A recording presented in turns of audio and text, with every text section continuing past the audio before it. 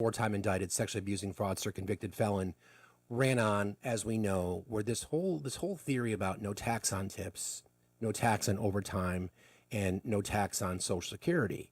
And that was something that everyone was, that was a ringing, endorsement and or support for Trump. We heard about, lowering prices. We heard about all these kinds of things. We know, again, just as a reminder, gas prices are up again. They're up 5 cents, just under 5 cents since Election Day. And he, of course, is looking to deflect. We know this because he tells us. So here's an example. And then this interview with Elon Musk is the piggyback. So when I win, I will immediately bring prices down starting on day one. Yeah. And inflation. They said, "Oh, Trump inflation." I had nothing to do with it. Yeah, okay. So there you go. Why did Joe Biden pardon his entire family? Why did Donald Trump let out convicted cop abusers? Go away. You're not smart enough for this conversation. Anyway, the whole piece around no tax on tips, no tax on overtime, and no tax on Social Security, it's nowhere to be found in the budget. And I think it's telling when we see these things. Just part of. I want to find that one particular part. This is a campaign promise. The reason I'm covering this is because we're starting to ask the question, and we're starting to see elements. Again, I'm not ready to break bread. That's not going to happen. But we're starting to see more and more. I'm not going to call it remorseful. I'm not even going to say people that are regretting their vote. But you're starting to see questions, right? There's massive divisions within the MAGA cult, and we can talk about that from what Steve Bannon's been saying about Elon Musk. There's divisions within the House Republicans and Senate Republicans. I agree with Josh Hawley that we shouldn't be cutting Medicaid. We'll talk about that in just a second. But this was Trump's promise on no tax on tips and no tax on overtime. So I'll be working with the Republican Congress to pass the largest tax cuts in American history. And that includes, obviously, we have to extend the Trump tax cuts, which were, until now, the largest. We're going to dramatically cut taxes for families and for workers and for companies, including no tax on tips and hopefully no tax on Social Security and no tax on overtime. And that overtime one is a sleeper because I think a lot of people are going to be spurred on to do a lot of extra work. Yeah, spurred on to do a lot of extra work. Here's the problem with that. Within Project 2025, remember that thing that they claimed that they weren't running on, that their executive orders have literally been a pick list from Project 2025? Everybody, please keep tapping and sharing, friends. Thank you very much. Project 2025 wants to turn a 40-hour week into 40, 60, 80s without paying overtime. So the claim is this. Project 2025 plans to turn the 40-hour work week into a 160-hour work month so employers can avoid paying overtime by cutting employees' hours. Project 2025 did indeed call for Congress to allow employers and employees to adopt its proposed model for an increased overtime period, which would indeed make it possible for employers to pay less overtime to employees. The idea behind it is, again, the claim made in the campaign trail is that we were not going to tax your overtime. Project 2025, a foundational element of the Republican Party, is to eliminate overtime altogether. So the expectation is employees work more. They want to raise the ceiling as to what's considered overtime. So that's a lie. That's not even referenced in the budget, right? Neither the Senate version or the House version. Also, no tax on tips, nowhere to be found. Also, you could hear it? Okay. I'm not sure what you're saying. Also, the specifics around no tax on Social Security, that's also a lie. So we're now in this budget fight, right? So the budget fight between the House and the Senate as we're approaching a government shutdown. The division within the party is demonstrable. One thing in particular, as we know, is one of the cuts that the House budget includes is cutting Medicaid. Mike Johnson has skirted around the issue, and he won't answer the questions directly. Here's the problem with that. We've got some data. I pulled some data from the Census Bureau. And having to do with the impact of Medicaid on American citizens, but not just American citizens. In particular, citizens and residents of the state of Louisiana, which is Mike Johnson's home state. Okay. So this is poverty and Medicaid rates across the country. This comes from the Census Bureau, also comes from the LA budget, Louisiana budget, and also the LA Illuminator. So Louisiana is Mike Johnson's home state.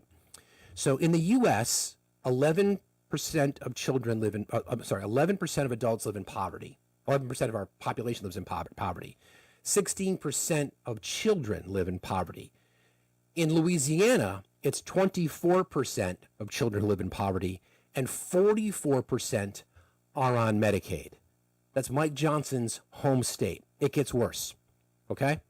Who and what is covered by Medicaid nationally? Again, according to the Census Bureau, 1 in 5 Americans covered by Medicaid, 4 in 10 children, 8 in 10 kids in poverty, 4 in 10 child births, 5 in 8 nursing home residents, 1 in 5 adults with mental illness, 1 in 4 adults with disabilities. 20% of all health care and hospital spending is covered by Medicaid. So, yeah, exactly. Senator Kennedy from Louisiana, Mike Johnson from Louisiana. So 40% of the residents of his state, 40% are on Medicaid. Actually, it's over to that. It's 44%. 44% of the residents of Louisiana are on Medicaid. And what's the number? 24% of the children in his state live in poverty. And the plan is to cut Medicaid to support tax cuts for the rich. Elon Musk, through government contracts, makes $8 million a day, roughly speaking. And the average American on Social Security makes $65 a day. And we are supposed to believe that Elon Musk and the Doge team, although we don't even know who's in charge of Doge anymore, they're the ones that are looking out for everyday Americans. Promises made, promises lied about. Snap. Again, we had that. I played that sound last week from a Republican member of Congress who decided that kids should just go to work, right? Kids should just go to work. I'm going to see if I can find that audio. That's the plan. That's the solution to all of our problems. Remember, Mike Johnson just a couple years ago said that we should have more babies so that we can solve our Social Security, Medicaid, and help bring down the deficit. So, ladies, you're apparently an employment agency as well. So obviously you need to get to work and crank out more kids so that Mike Johnson and his Republican fascist Yahtzees can figure out a way to pay for their tax cuts. Again, 1 in 5 Americans on Medicaid, 4 in 10 kids, 8 in 10 kids in poverty, 4 in 10 childbirths, 5 in 8 nursing home residents, 1 in 5 adults with mental illness, 1 in 4 adults with disabilities, and 20% of all healthcare spending and hospital spending is covered by Medicaid. That alone, that budget cut, right? Thank you for saying that. By the way, somebody just mentioned this. Immigrants in our country pay into these systems, right? They pay into these systems, Social Security, Medicaid, but they're not able to take advantage of the federal benefits provided by those programs, but they don't get the benefits. So they pay in, they don't get the benefits, so then who does? Got to figure out a way to pay for those tax cuts, right? Exactly. $96 billion paid into the system in 2023. $96 billion. Just a quick programming note, at 9 o'clock, going to be joined by a friend who I have tremendous respect for on this app. His name is Zach Kimball. In case you don't know who Zach is, you should check him out. Zach's great. I love the way he breaks things down. He's joined us in the past, and I've asked him to come back and talk to us again, just on his perspective on things, because he's a brilliant guy, and he talks about things the way I like to talk about them. The complex to make it simple. This means this and that means that. He's joining us at 9 o'clock today. So we'll be looking forward to that. But again, when you start to peel back the layers of the onion, specifically when it comes to these proposed tax cuts, you stand there on the stage, you tell the Americans, we know that 90% of the tax cuts will benefit the rich. 50% of all the cuts will go to the top 5%, which means the rest goes to everybody else. And people think, oh, that's fine. We get 50% too. No. 50% go to the top 5%, right? And then everybody else has to split the other 50%. And then there's this big push of they went public over the weekend, they being Trump and the Doge boys, saying that they're just going to give the money back to the Americans that they find. Again, that's another fucking lie. They're standing there literally lying to you, lying to our faces. There's no one who's objective who could argue against wanting to root out any fraud, waste, and corruption in government. But really, this is the way to do it? Just a couple more little things on that. There was a tweet by Elon Musk recently where he said the safety of air travel is a nonpartisan matter. SpaceX engineers will help make air travel safer. What do you think that means, friends? The way I interpret that is you fire federal employees, right? You bring in your own people. The government, the taxpayers pay them, and your contracts rise because it's your company that's going to benefit. Again, the safety of air travel is nonpartisan matter. SpaceX engineers will help make air travel safer. Follow the money, right? Follow the money. All right. Everybody, please keep tapping and sharing. I appreciate you very much. So we got to talk about an American president calling an ally a dictator. I'll just read you the quote. This is from Truth Social, and this has so many people just rightly so, just so incredibly disturbed. Nationally, we have this perception in the world that we will stand for democracy, right? I'm trying to find the quote. I'm a little distracted. Sorry. Where is it? So Elon, well, that's a different. So yeah, let me find the quote first, because I think it's so dangerous and damaging to our relationship abroad, and I think we've got more examples of how the bending of the knee, right? All right. Think of it. This is from Trump. Think of it. A modestly successful comedian, Volodymyr Zelensky, talked the United States of America into spending $350 billion to go into a war that couldn't be won, that never had to start, but a war that he, without the U.S. and Trump, in all caps, will never be able to settle. The United States has spent $200 billion more than $200 billion more than Europe, and Europe's money is guaranteed, while the United States will get nothing back. Again, not true. Why didn't Sleepy Joe Biden demand equalization in that this war is far more important to Europe than it is to us? We have a big, beautiful ocean, capitalized, as separation. On top of this, Zelensky admits that half of the money we sent him is missing. He refuses to have elections, is very low in Ukrainian polls, and the only good thing he was good at was playing Biden like a fiddle. This part. A dictator without elections, Zelensky, better move fast or he's not going to have a country left. In the meantime, we are successfully negotiating an end to the war with Russia, something all admit only Trump and the Trump administration can do. Biden never tried. Europe has failed to bring peace, and Zelensky probably wants to keep the gravy train going. I love Ukraine, but Zelensky has done a terrible job. His country is shattered, and millions have unnecessarily died. And so it continues. An American president.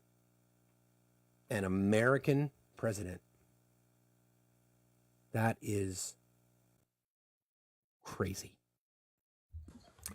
Long live the king. Damn straight. Seriously, that is just. I had to reread that. I mean, it is just. If there's any doubt that the keys to the car have been given to the Kremlin, I don't know what else would. Yeah, no, I mean, anyone that's refusing to acknowledge at this point is being willfully ignorant or enabling. Mm-hmm. Exactly. Then we heard the rhetoric that was sort of supported by Pete Hegseth when he basically said that we're not going to allow Ukraine into NATO. More Russian propaganda. They talk about Russian expansion. That's the claim. It's never been settled. Russia and NATO agreed that any country can join. It has to be voted on by members. The U.S. basically saying that we're not going to allow Ukraine to join. We're the only country that would vote against Ukraine joining NATO. And why would that be? I wonder why. Can't imagine why that would be. I wonder why. And then we were talking about some infighting within the MAGA base. Yes. It's kind of delicious.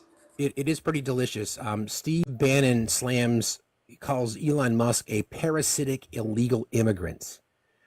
He's not happy with Musk and revealed as much in a conversation with Unheard just the past couple of days ago. The far-right commentator and former Trump advisor told outlet that, quote, Musk is a parasitic illegal immigrant. He wants to impose his freak experiment and play act as God without any respect for the country's history, tradition, or values. Bannon has feuded with Musk in the few months following Trump's election, beginning with a disagreement within MAGA movement over H-1B visas. At the time, Musk posted about how more foreign tech workers were needed in the U.S. under the program, basically calling American workers stupid, which allows immigrants in specified fields to work in the United States temporarily. In response, Bannon called out the visa program as, quote, a scam by the oligarchs in Silicon Valley to basically take jobs from American citizens. The dispute escalated into Bannon calling Musk a, quote, truly evil guy. In an interview last month, Bannon is the one with the power at the moment. Where is the GOP? Interesting. So first, for those that don't know, Bannon knows who I am, right? His little minion that ran his YouTube channel while he was in jail, who is now working for the White House, Natalie Winters, followed me for the longest time. She lost her account. Her new account's not, but all because I criticize Bannon regularly. So he knows me.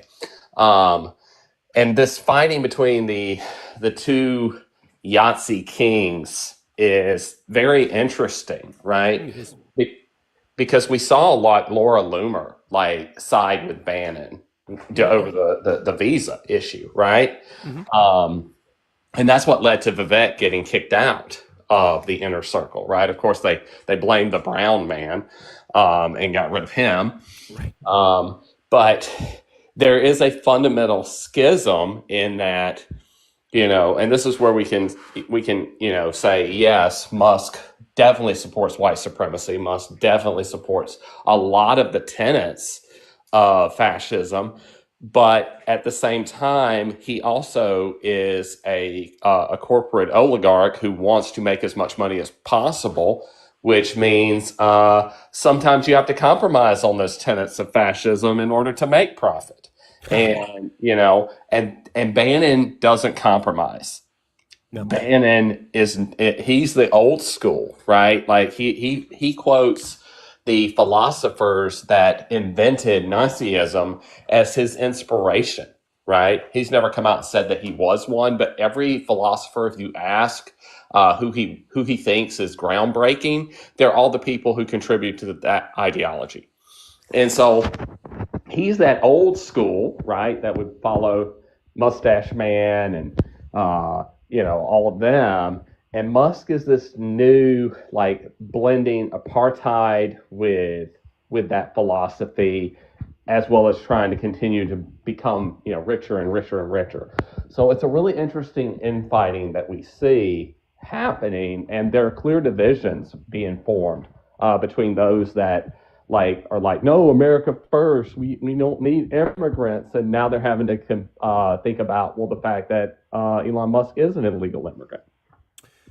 I think obviously the spin is that it's okay under these conditions because he's looking out for us, right? Mm-hmm. Yeah, that's the flaw, and I think you bring up a really interesting point. There's the hardcore MAGA. There's Bannon, right? He is all about the America First movement with people like Laura Loomer and others, MTG potentially, although she's sort of wavering now. Not sure which camp she's in, although she'll probably continue to sniff the taint. And then you've got the tech bros. You've got, that interview that they did on Fox with Musk and Trump was just embarrassing for the American presidency, the office. It was just embarrassing. And the visuals from that press conference last week where Musk was caught lying about condoms in Gaza, caught lying about Social Security payouts, all those kinds of things. Yeah, and then Reed points out that and Elon's white.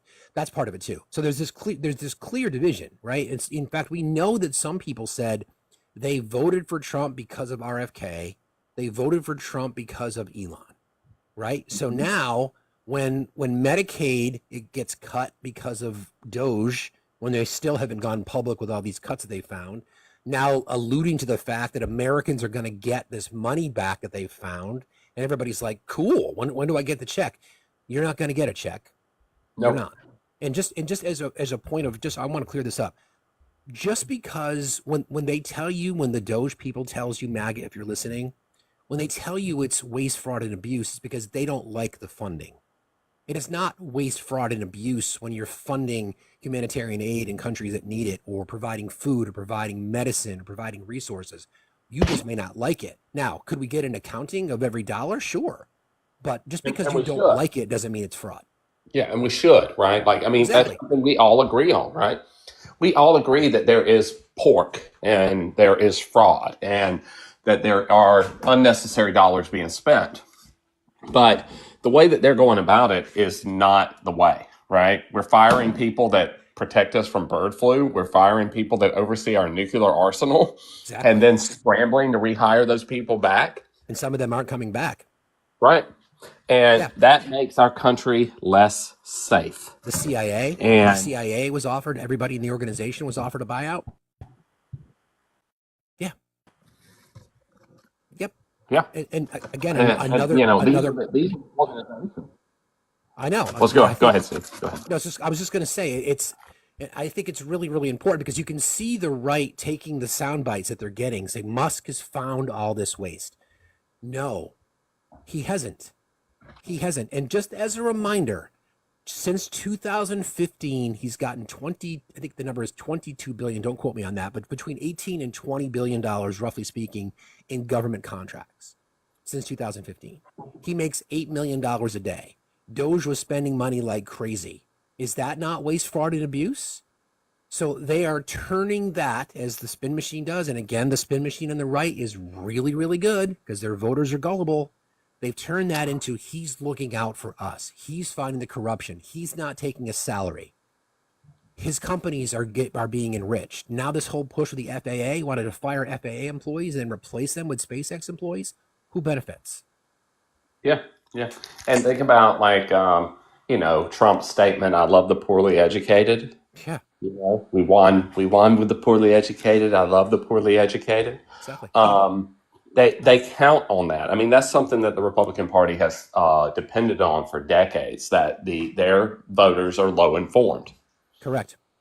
Yeah, again, another push regarding the Department of Education, lowering state standards. If the education decisions can go to the states, look at the states that perform the worst. Look at the states who are underfunded on a per pupil basis. It's all part of the machine. It's all part of the same machine. Follow the money. We could talk about this every single day, and it's interesting. I was just looking back over some content over the weekend and from a few years ago, and I was talking about it then. It's no revelation that it's about follow the money, but it's always been about follow the money. But thinking about the education, right? Why is it that these rich Republican oligarchs are saying, let's get rid of the Department of Education. Your kids don't need to go to college. College is indoctrination, while always sending their kids to the most elite private colleges? Of course. Right? Like Mitt Romney. Are complaining. Yeah, the people that are complaining. Ted Cruz, Mitt Romney, J.D. Vance, Marco Rubio, the whole list, right? Yeah. I mean, Mitt Romney flat out said, and this is one of the things that cost him the vote with young people in 2012, that if you can't afford to go to college out of pocket, you shouldn't go. Yeah, I want to see if I can find this quote from a rep from Georgia. See if I can find it. He, where was it? He talked about having the young children should just go to school. Let's see, is this it? Maybe this is it. Everybody, please keep tapping and sharing. I'd appreciate you very much for doing that. Is this it? I think so.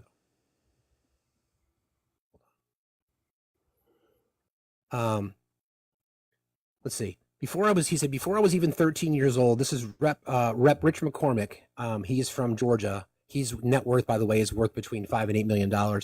This is a quote from him. Before I was even 13 years old, I was picking berries in the field before child labor laws that precluded that. I was a paper boy, and when I was in high school, I worked my entire way through, McCormick replied. You're telling me that kids who stay at home instead of going to work at Burger King, McDonald's during the summer should stay at home and get their free lunch instead of going to work? I mean, how many people got their start in fast food restaurants when they were kids versus just giving a blanket rule that gives all kids lunches in high school who are capable of going out and actually getting a job and doing something that makes them have value, thinking about their future instead of thinking about how they're going to sponge off the government when they don't need to. These are young kids. In some cases, Head Start recipients, and free school lunches are for elementary age children. Yeah, in some cases as young as 5, right? Exactly. And he got called out on that live interview. I don't know if you watched that whole thing. Yeah, I did. He got called out. I mean, he deflected it and he smiled and laughed it off. Yeah. But that's an example of what we're talking about here. The enrichment. It's everything at this point is to try to attempt to pay for the tax cuts. So we know that, again, one of the promises made was reduce the deficit. So the proposed tax cut will cost $4.5 trillion over the next 10 years. The cut so far that they have found, as far as I know, is between 1.5 and $2 trillion. What's 500 billion between friends? So again, there's another $2 trillion deficit. So again, continue to cut social safety nets. You're not going to raise taxes on the rich. In fact, you're going to cut them. They're going to sell it like they sold it the first time. Everybody gets a tax cut. And that is true. But I think it's 50% of the bulk of the tax cuts goes to the top 5%. Everybody says, well, that means everybody else. No, that means 95% split up the rest. So, and then the benefit primarily goes to the top 1%. It is absolute madness for anybody who is in impoverished communities. Rural voters are being harmed by the tariffs. Rural voters are going to be harmed by the tax cuts. Gas prices continue to go up. And you think it's going to get better? It's just going to get worse. There's going to be retaliatory tariffs. Say that 3 times fast. You're already seeing it levied against our country. China is going to fill in the gap. China is surpassing us from their bullet trains to their investment in hydropower to their investment in clean energy resources. They are passing us, and other countries are going to start to see that it's a better investment. And that's going to put more workers out of work. So, and the minute that the world shifts away from the dollar, that's it. America's done. Exactly. And that's where we're marching. And it was avoidable. It was absolutely avoidable. But bigots, racists, misogynists didn't bother to show up for the last election. Yep. And the reality is that it's going to get a lot worse before it gets better because we allowed him to take office again. I wanted to talk about this too in that regard. So there's been this big push. One of the reasons that Elon has gone after the Consumer Fraud Protection Bureau, and I talked about this last week, it's an $883 million budget. People are like, that's a huge budget. Well, the Consumer Fraud Protection Bureau, their sole purpose is to protect consumers against fraud. That's what they do. They go after predatory lending. They go after fraudulent loans. They go after hidden fees from credit card companies. There was a massive class action lawsuit against Wells Fargo. They've recovered $21 billion in return to consumers. Okay, so again, $883 million investment for a $21 billion return. I'd say that's pretty good. That's an agency that's working on behalf of consumers. That's all they do. That's what they do. They protect consumers. Elon has always wanted to turn X into a pay service. So think about why you would want to eliminate the Consumer Fraud Protection Bureau if you know full well that you want to turn X into a payment platform, much like Visa.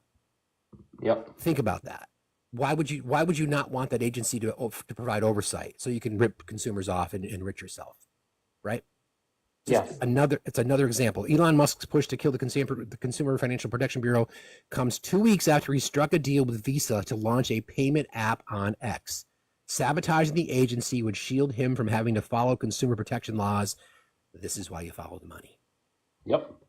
Yeah, and I mean, because he was associated with PayPal, and he has wanted a unregulated version of that for a while, and X is what he's decided to land that plane on. And, you know, he's going to end up ripping off all the people. I mean, he's already ripping off people, like with the, you know, the how much is it a month to be verified over there now? And like, just like, you know, all the trolls are now like just willfully throwing money at him every month to have a blue check. My autoimmune is in check, so I'm doing pretty good. How are you? Good. I'm good. Someone in the comments said Ben sounds different when he's not in a car. I said I think he's been sick. Yeah. While I'm up here, can I just ask you guys to tap that screen? We're at 100k likes. We want to get to 150 as soon as possible. Let's smash this today. I know you can. Don't forget to share with as many people as you can. And if you want to subscribe, we would really encourage you, rather than subscribing here, go over to FactsStillMatter.site and subscribe there. We have subscriber events coming up soon, and that would be super awesome. You can also check in as part of the team at the top of the screen using the little heart. So there we go, a little mod announcement for you all while I'm up here.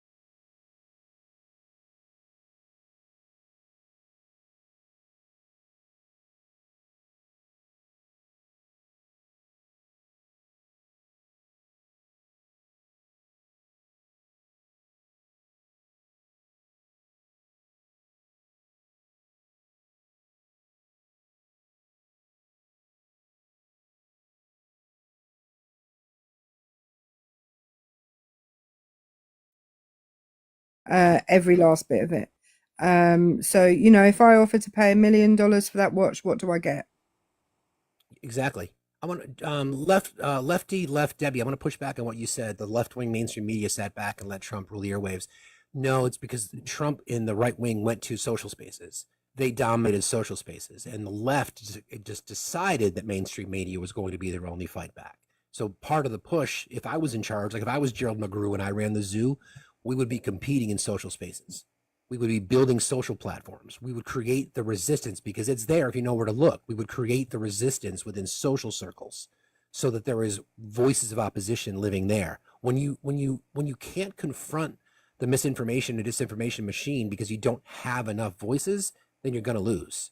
Yep. You're going to lose. And if we don't fix that between now and the midterms, then it's game over. And as I'll use that as a reminder, Gay Valamont and Josh Wheel, both running for seats in Florida. Those special elections come up on April 1st. And I think, Ben, you have Gay on your show next week. Is that right? Yep. Yeah, Gay Valamont will be on the show. Stories from the Cold Dead Hands, Monday on gcpr.live, 9 to 11 Eastern. Steve and Matt, USMC Angry Veteran, will be there with us to talk about her and her Gun Sense platform. Yeah, and she, for those of you who did not get a chance to catch the interview we did with Gay on Monday, you can find the replay on my YouTube. And by the way, please consider subscribing over there. She's the kind of person that we want to send to DC. She is the kind of person that has got an emotional story. She's the kind of person that speaks very frankly, and she addresses the concerns of the majority of people. She is in a dogfight. That is a tough district to flip, but it's doable. Her Act Blue. And her Act Blue is in the live resources section of our Discord, so please join. And you can find a link to her website in my link tree. She's great. She's great. Really like her.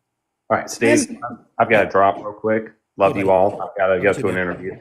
All right, see you later. I do just want to point out on the social spaces thing.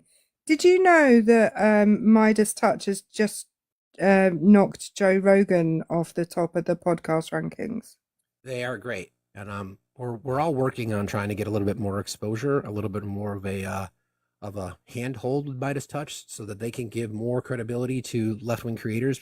I think of it this way: there are creators that are in the sort of the range that I sit at, just over 100,000 followers, and we have engagement of between 1,000 and 1,200 people every single day in our lives. We have other creators that 500,000, 1 million, more than Point is there are millions of people, right? Millions of people that are here to try to help. Millions of people that want to make a difference. Millions of people that are standing by to help spread the message. And if it's people like, the Mycellus at the Midas Touch and others putting pressure on our elected officials on the progressive side, on the DNC in general, so that they're aware of that army of people that are standing by to help, I hope that happens. I really hope that happens. Really, really do. And I also think pulling out of certain social media apps, although we're doing it for really good reasons, I actually think that in some ways that doesn't help, because people then don't hear dissenting voices and they're in echo chambers. So, there's Agreed. A kind of, we need to stay in those difficult spaces that we don't want to be in, just to offer dissenting opinions. That's exactly right. That's exactly right. Everybody, please keep tapping and sharing. Just as a reminder, at 9:00 Eastern time, our friend Zach Kimball is going to be joining us. Zach is a creator in this app. It's ZAK Kimball. The reason I asked him to join is he joined us once before. Just a super smart guy, and he breaks things down very simply. And I've asked him to kind of his perspective on everything that's going on. So I think you'll enjoy the conversation. Zach's a good guy. He also has other platforms that he talks to people on, and I want to give him an opportunity to introduce himself to you guys, and potentially you can follow him and then stay updated more. So that's coming up at 9:00. Hi, Daniela. How are you today? Daniela, are you there? Daniela? I guess not. In the meantime, waiting for Zach to come up, can I ask you all to tap that screen? I know that we can get to 150k likes by the time he gets there. If you all just fill up the bar twice, there's nearly 1,000 people in here. That would be awesome. Agreed. Mew, how are you today? I'm good, and you? I'm doing fine, thank you. What's on your mind? Um, well, with Elon Musk, like literally trying to destroy our government from the inside out, and he had frequent talks with Putin before getting into the White House. Mhm. Is he like just trying to demolish America? There's arguments to be made that he's attempting to enrich himself, and American democracy would just be a casualty. Okay, that was my question. And another question, would I be misbehaved bird or misbehaved woman? Because my birds are my main thing. That would be up to the misbehaved women. I mean, you can be as long as you're misbehaved. I don't think anybody matters. I don't think it matters. Just misbehave. Just break shit. Are you there? Mew? I'm sorry. I meant to hit cancel and I hit the wrong button. So yes, but yes, it was the ceremonial we. How are He you today, said friend? no without saying no. No. How are you today, friend? I'm doing good. I'm here. I'm standing. You, you look good. Well, you always Haircut. look good, so. Thank you. Appreciate that. Got them all cut. Just this one over here. Yep. Just this one hair. Yep. Just one. Political Wish said no we for you. No we for you. 1 year. So guys, this is my backup because, I like to tell people to eat a Richard, but not in a meaner way. And apparently it keeps getting me banned for sexual exploitation and gender-based violence, by the way. It's a great one. So this is Yeah. my backup. Please follow me here. I can go live, so I am just waiting for multi-guest access on here. Also, I will be Sunday. I will be at the rally. The Misbehaved Women will be streaming it live. I'm sure many creators will be, but you guys can tween. You can tween into us. You can. You guys can tune into us. Careful with the background, Steve, because for some reason it keeps getting you flagged. That's true. I was going to flash that. That's a good point. Yeah, I would do it quick if you're gonna do it. Like Yeah, I quick think I'll in out. pass. Yeah. Um Anything that says the F word for some reason they keep taking down. So just be cautious. I've seen it a lot. Um so when you say, that word for some reason they don't like it because it's true. And that's the time we're living in. But God Yeah. forbid we call them out. So yeah. So I think what I want to say to you specifically, Jess, is I think it's great that people are adopting onto this whole misbehaved platform. It started as misbehaved women. It's turned into misbehaved persons and misbehaved men and misbehaved birds. Apparently, I think the whole point is just to misbehave, right? Yep. So, Yeah. what we're going to do now that we're starting to gain some traction is now we need to figure out what we're doing to fight back. Because I don't just want to create a movement for us to, like, listen, it's great that we're all there for each other. It's nice, but like now we want to start putting some stuff into action because now we have enough people where we can actually make some noise. So, we're going to start organizing some stuff ASAP, SAP A, because this is what we fucking do, right? It's the only way we do it. It's the only way. That's exactly right. That's exactly right. I appreciate you, friend. You're an exceptional human, and no, you're not flying anywhere. We can talk about that offline. I'm already I'm saving it. I'm saving it. I was offered the miles. I'm saving it. Save them for warmer And climates. if I I appreciate. just no, if I just show up at your airport, you're gonna have to come get me, right? I don't know. There's no airport. Vermont doesn't exist. It's not even real. It's already Not part of Cantifa. not even real. Yeah, it's part of Cantifa. It's already been. It's not even real. Yep. You have to drive around it. Big wall. There's no syrup. It's a frozen tundra. There's no You know people that's here. all lies, right? I know I live in a weird timeline, but I don't live in an alternate universe. So I have syrup from Vermont. I appreciate you, friend. RKO said fight. Just want to make sure I heard that correctly. RKO, I said fight back. And yes, you heard that correctly. That's right. That's right. Hi, All right. Erica. Hi. Hello. I love you.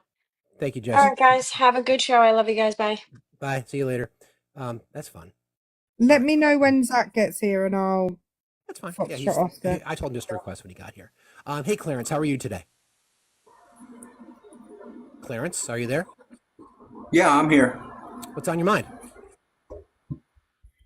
Uh, I just wanted to talk to you about that rally that you guys are having down over there, and Uh, yeah, I appreciate it very much, awesome. and I'm with you guys. Okay, so I appreciate that, but Clarence. you know, Yeah, it's not something I'm able to attend, but I know others are. It's this weekend. yeah, I wish I could be there too, man. But I'm a Native American here in New Mexico, I get and it. but I'm gonna be you know watching it and helping any way I can, from here. but I you appreciate know, that, Clarence. yeah. We're standing with you. Hopefully, there's a lot of people that are in the fight to help, protect your rights and the rights of others. So, I appreciate your support and for hanging in with Yes, us. man. Yeah, I hope this guy doesn't break our treaty again, because we had hundreds of treaties broken already. Yeah, I know that's true. That's a really good point. I think everything's on the table. Everything's on the table at this point. I believe, right? Yeah, Yeah, yeah. You heard about that little girl that unalived herself, right? I did. Yeah, man, that's pretty rough. These guys are making it rough for everybody that's undocumented. I guess I don't know how they call it, but And it's not just that; it's extended beyond undocumented. It's women, it's members of the trans community, it's suppressing the vote of the BIPOC community. It's the infirmed, it's children who live in poverty. It's just it's one long list. Cutting Medicaid benefits, which is 75 million Americans or more benefit that, including a large population of Trump voters. Yeah, it's just the cruelty's the point. That's what this whole fight's about. Just yeah, really I quick for know. the people asking about the rally. Sorry, Clarence. It's Sunday from 12 till 4 in Washington Square Park, New York City. So if you are nearby or can attend, please do. There's some great people speaking, and the point is to show resistance right now. Exactly. Okay, I'll be spreading that for sure. And there'll be So more. There'll be more to come on it as we get a little bit closer. But that's the plan. cool.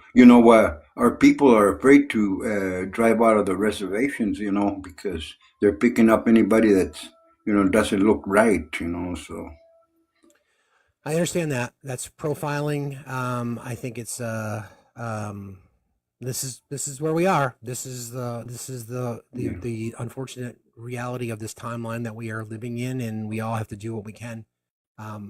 This is the time in our lives when we've been presented with this circumstance, and we've got two choices to make: we fight or we run. We fight. Yeah, Yeah. I appreciate that, Clarence. Be safe, my You're friend. Thank you welcome, for being man. here. I just wanted to come up and meet you because I've been following, so, and Well, I'll keep following you right now. Okay, but I I gotta go appreciate do something, and I I got you on the appreciate that, line. Clarence. I You're appreciate that, welcome, man. Clarence. Thank you very much. You have a good Eric, day. Be safe, friend. Take care. Erica's fine, man. I like her. We I know gave you a Erica. follow, Clarence. Erica is You got fine. it, man. Take it easy, guys. You too. Thank you, Clarence. Appreciate you very much. Um, That's again, very sweet. just for people in the comments, they do have all the permits. We know the people that are organizing. It is all above board, and they have all the stuff they need. And so, this is not not the same situation as a lot of the protests that were going on before. That we can vouch for this one. I feel like.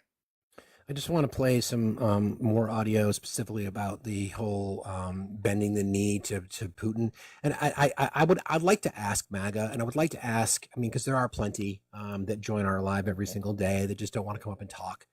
I would like you to try to be objective and to listen to what it is that you're hearing from the American president when it comes to America's standing in the world when it comes to democracies. Okay. With regards to the Russia-Ukraine war, you've suggested several things that Ukraine should give up. The idea of NATO membership.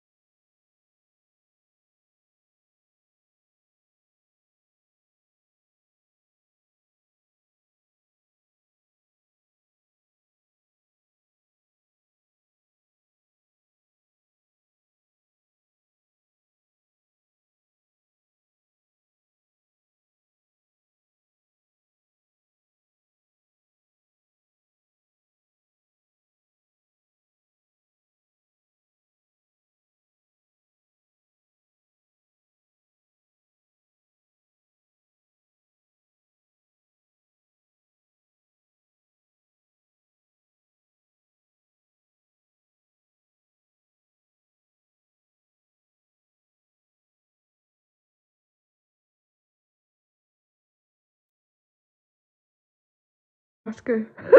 What's your name? Oh, might be she might. Were recommending investments in the European stock market, and then the Mhm. long over the U.S., which is like the first time it's happened in a very, very long time that they would all Mhm. collectively be focused on that message, right? Yeah. What do you see as the long-term impact of something like that? I mean, it's it's one piece of what I think the long-term impact could be because there's so many things that Trump is not considering long-term. I mean, tariffs are a great example of that. He has this long-term vision of it becoming the dawn of American manufacturing rising again. Things like that. None of it makes any sense. So long-term, this sort of stuff that you're seeing that's unprecedented is going to become more normalized. And I think from a global perspective, what you're seeing is a much more unified European Union, and Right. that I think is a great thing for them because they can't rely on us anymore. I mean, Trump has made it abundantly clear that he has no interest in their well-being. He's not really treating them like an ally; he's treating them almost like an adversary. So across the board, the long-term impact of this could be extremely detrimental because whether Trump likes it or not, we are in a globalized society, and us acting adversarial towards a ton of people that used to be allies, it's just a long-term disaster waiting to happen. Yeah, like we talk about USAID and how the soft power approach to USAID and what that does when you're delivering humanitarian supplies and Right. medicine and when you wrap it in an American flag, that has impact globally. It gives Absolutely. you deference when it comes to trade and Yes. resources. And do you believe that China is standing by, ready to fill in that gap? I don't know. I mean, I think China is definitely they play the long game more than we do anyway. Even prior to Trump, I mean, they're much more. They have entire cities waiting to be populated in the future because they're Right. really focused on the long term. But I don't know. I mean, I don't know China's internal politics well enough, but I agree with the overall theory that it's intelligent to provide aid to other countries because we're extending an olive branch of kindness, right? That is valuable.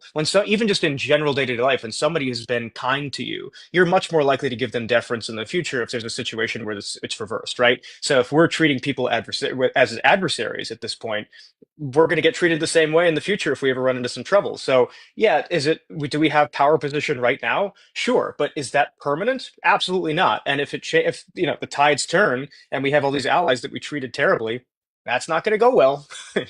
Right, right. So, yeah, that's the geopolitical angle, right? Yeah. We've been told currently by our administration that we can't trust China, and there's reasons Right. why. I mean, obviously, I think we would all agree that there's some horrible civil rights practices, and sure, Uh-huh. but if you think about it, we might claim to have a leg up morally on civil rights, but do we? Probably not. Probably not. The way in which we treat women, and then obviously we see the difference paid to Russia and how our European Union partners have got to pick up the slack, so to speak. Right.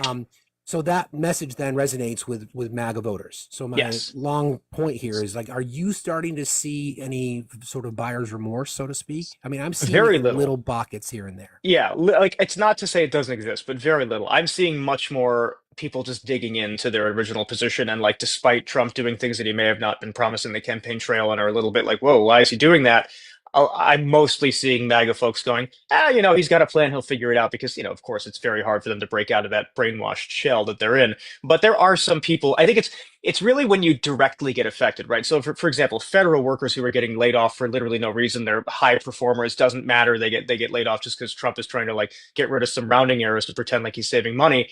That's when people who voted for Trump go, wait a minute, I didn't realize this was going to directly affect me. And that's when people start to change their mind. When you don't have a direct impact, it doesn't really matter. So it's all theoretical. It's the same approach they use when it comes to the border. Like I can count on one hand how many people I know who've been affected by illegal immigration because it's zero. But the message makes it feel like everybody's getting screwed over by it.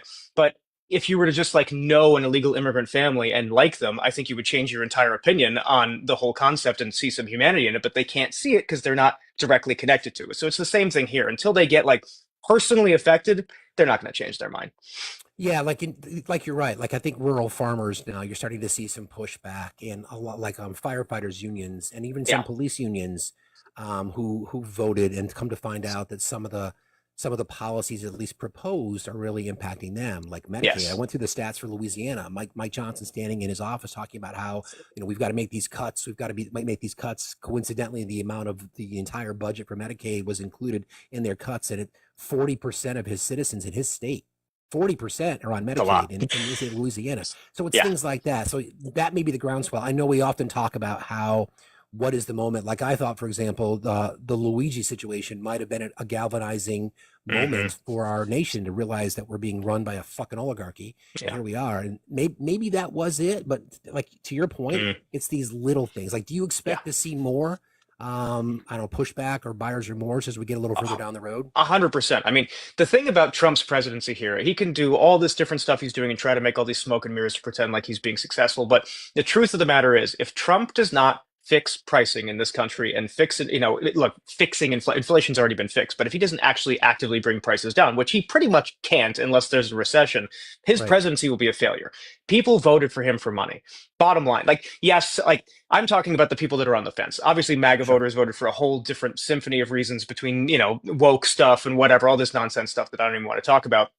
But the people in the middle who went, I don't know, maybe Harris, maybe Trump, they voted for money. Bottom line, because they looked at the Biden administration and went, stuff got more expensive. I don't like that. Trump was cheaper, therefore I vote Trump. It was a simple equation. So if Trump does not solve that simple equation, his presidency will 100% be a failure. And he pretty much has 2 years. He doesn't have 4 because he needs to do this by the midterms, or else Republicans will get shellacked in the midterms. And then, whoever his successor is, probably J.D. Vance, will lose in 2028. They have to solve the pricing problem. And I just don't see how any of these policies are going to do anything but the polar opposite of that. It's a really good point. Like we always talk about, I've said here on the record that, campaigning on human rights is boring. I mean, it's not that it's not important, but it's boring because it always comes down to the economy. Because you could look. Well, it depends on the timing, right? Like if you look at the midterms in 2022, it was in the wake of the Dobbs decision, so that carried a ton of weight. I mean, Democrats should have been eviscerated in that because inflation was going crazy. The whole world was just not operating well. But the Democrats overperformed by a mile because Dobbs just happened. But then they had the misconception that they could just repeat that approach in 2024. But that decision's 2 years old. People adjusted to it. They didn't care as much anymore. I mean, people still cared, but not to the level where it was like, I'm going to get up and go vote because of this. So, Democrats really missed the mark there. They should have talked quite a bit more about their vision for the economy, but they missed that. I agree. I mean, I think the same thing applied to incumbencies across the world. I mean, you look at all the parties in power, the incumbents in power during COVID when prices were spiking post COVID, they all lost in their reelection bids for the most part. So I think they always say it's about the economy, stupid. And it's always the case. Like you said, unless there's specific examples of like Dobbs, I think is a great one. Right. Yes. And, like I said, bumper sticker politics. I'm sure you may or may not agree. I've always thought about this and having run campaigns and having been involved in campaigns, keep it simple, stupid. Let fuck Joe Biden, drill baby drill, stop the steal. Those things are really effective, and very effective. Unless the Democrats can be, I'm naturally optimistic. I'm not as optimistic as you are for the midterms. Yeah. But I think you're right. Just the osmosis of what these tariffs are going to do to the economy and how MAGA voters in particular are the ones that are going to be punished might make a difference. We'll see. Yeah, I mean, here's the other element of it too: is the federal government's functionality is going to be at risk as well because they're cutting so much of critical personnel for the sake of tiny little savings. Right. That's in the short term you won't notice, but as you go a year and services are tremendously degrading because there's just no people, there's no personnel to pull the job off correctly, people are going to start to notice the effect of this stuff. And I keep saying that to people who are feeling like, oh, we need to do something now. It's like, we can't really do anything right now. We have to sort of let their terrible ideas take form in results, right? We can't just sit here and go, let's panic about everything. It's like, okay, we can panic in a year when it all starts to be felt, and then everybody will panic together, and that's how you vote people out. You get them motivated by going, hey, look, their ideas were terrible, see? And you have the actionable results. Right now, it's all theory, so we need to actually see it in practice. And like that sort of leads into an unpopular opinion I have, especially among the left, which is I think this is actually a really necessary thing, what we're going through with Trump here. I think that we've been debating theory in this country for a long time. And that's really the difference between like the MAGA world and the non-MAGA world is like MAGA's policies. They think that this is the right way to do things. We think our ways is the right way to do things. And we're saying they're wrong. At a certain point, we're just debating theory. People don't vote based on theory. They vote based on effect. And the only way to prove that MAGA's wrong is to let them try and fail and go, see, they suck. Let's never do it again. So I think like, could it be very disastrous for people and the country in the short term? 100%. But we're kind of at the point in our discourse where we sort of need a catastrophe to make America have a long-term future that is founded in democratic ideals and moves us more towards like a democratic socialist country, which I think is what most people here in your live probably want. It's what I Yeah. want. I think Yeah. it's, we have difference of opinion on how we get there and how quickly, but that is, I think, the right vision for America's future. And the only way to prove that is to show the opposite is going to fail. And I think that's what this administration will prove. I think you're right. I mean, it's the FAFO, right? Sadly, we Right. always know, even when things are swimmingly, are running along swimmingly, it's always the Right. marginalized communities are the ones that are always going to be the impact. And that's the part that's troubling for me because, yes, it's easy to say as a white man of privilege, let the system burn, I'll be fine. Sure. It's the ones at the bottom, those that are Yeah. under threat, that are the ones that are going to suffer.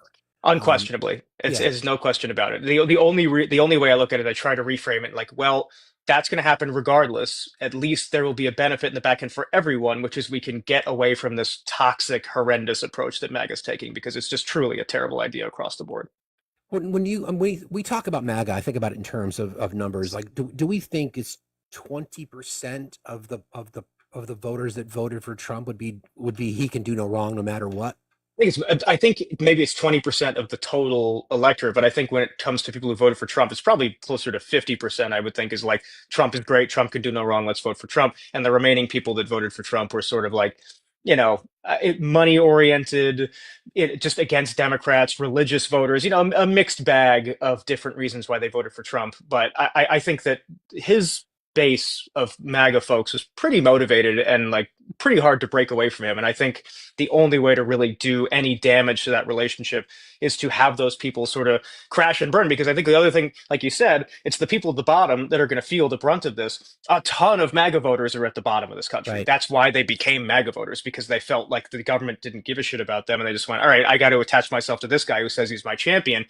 They're going to get the effect of this stuff, So that's unfortunately the road they chose for themselves.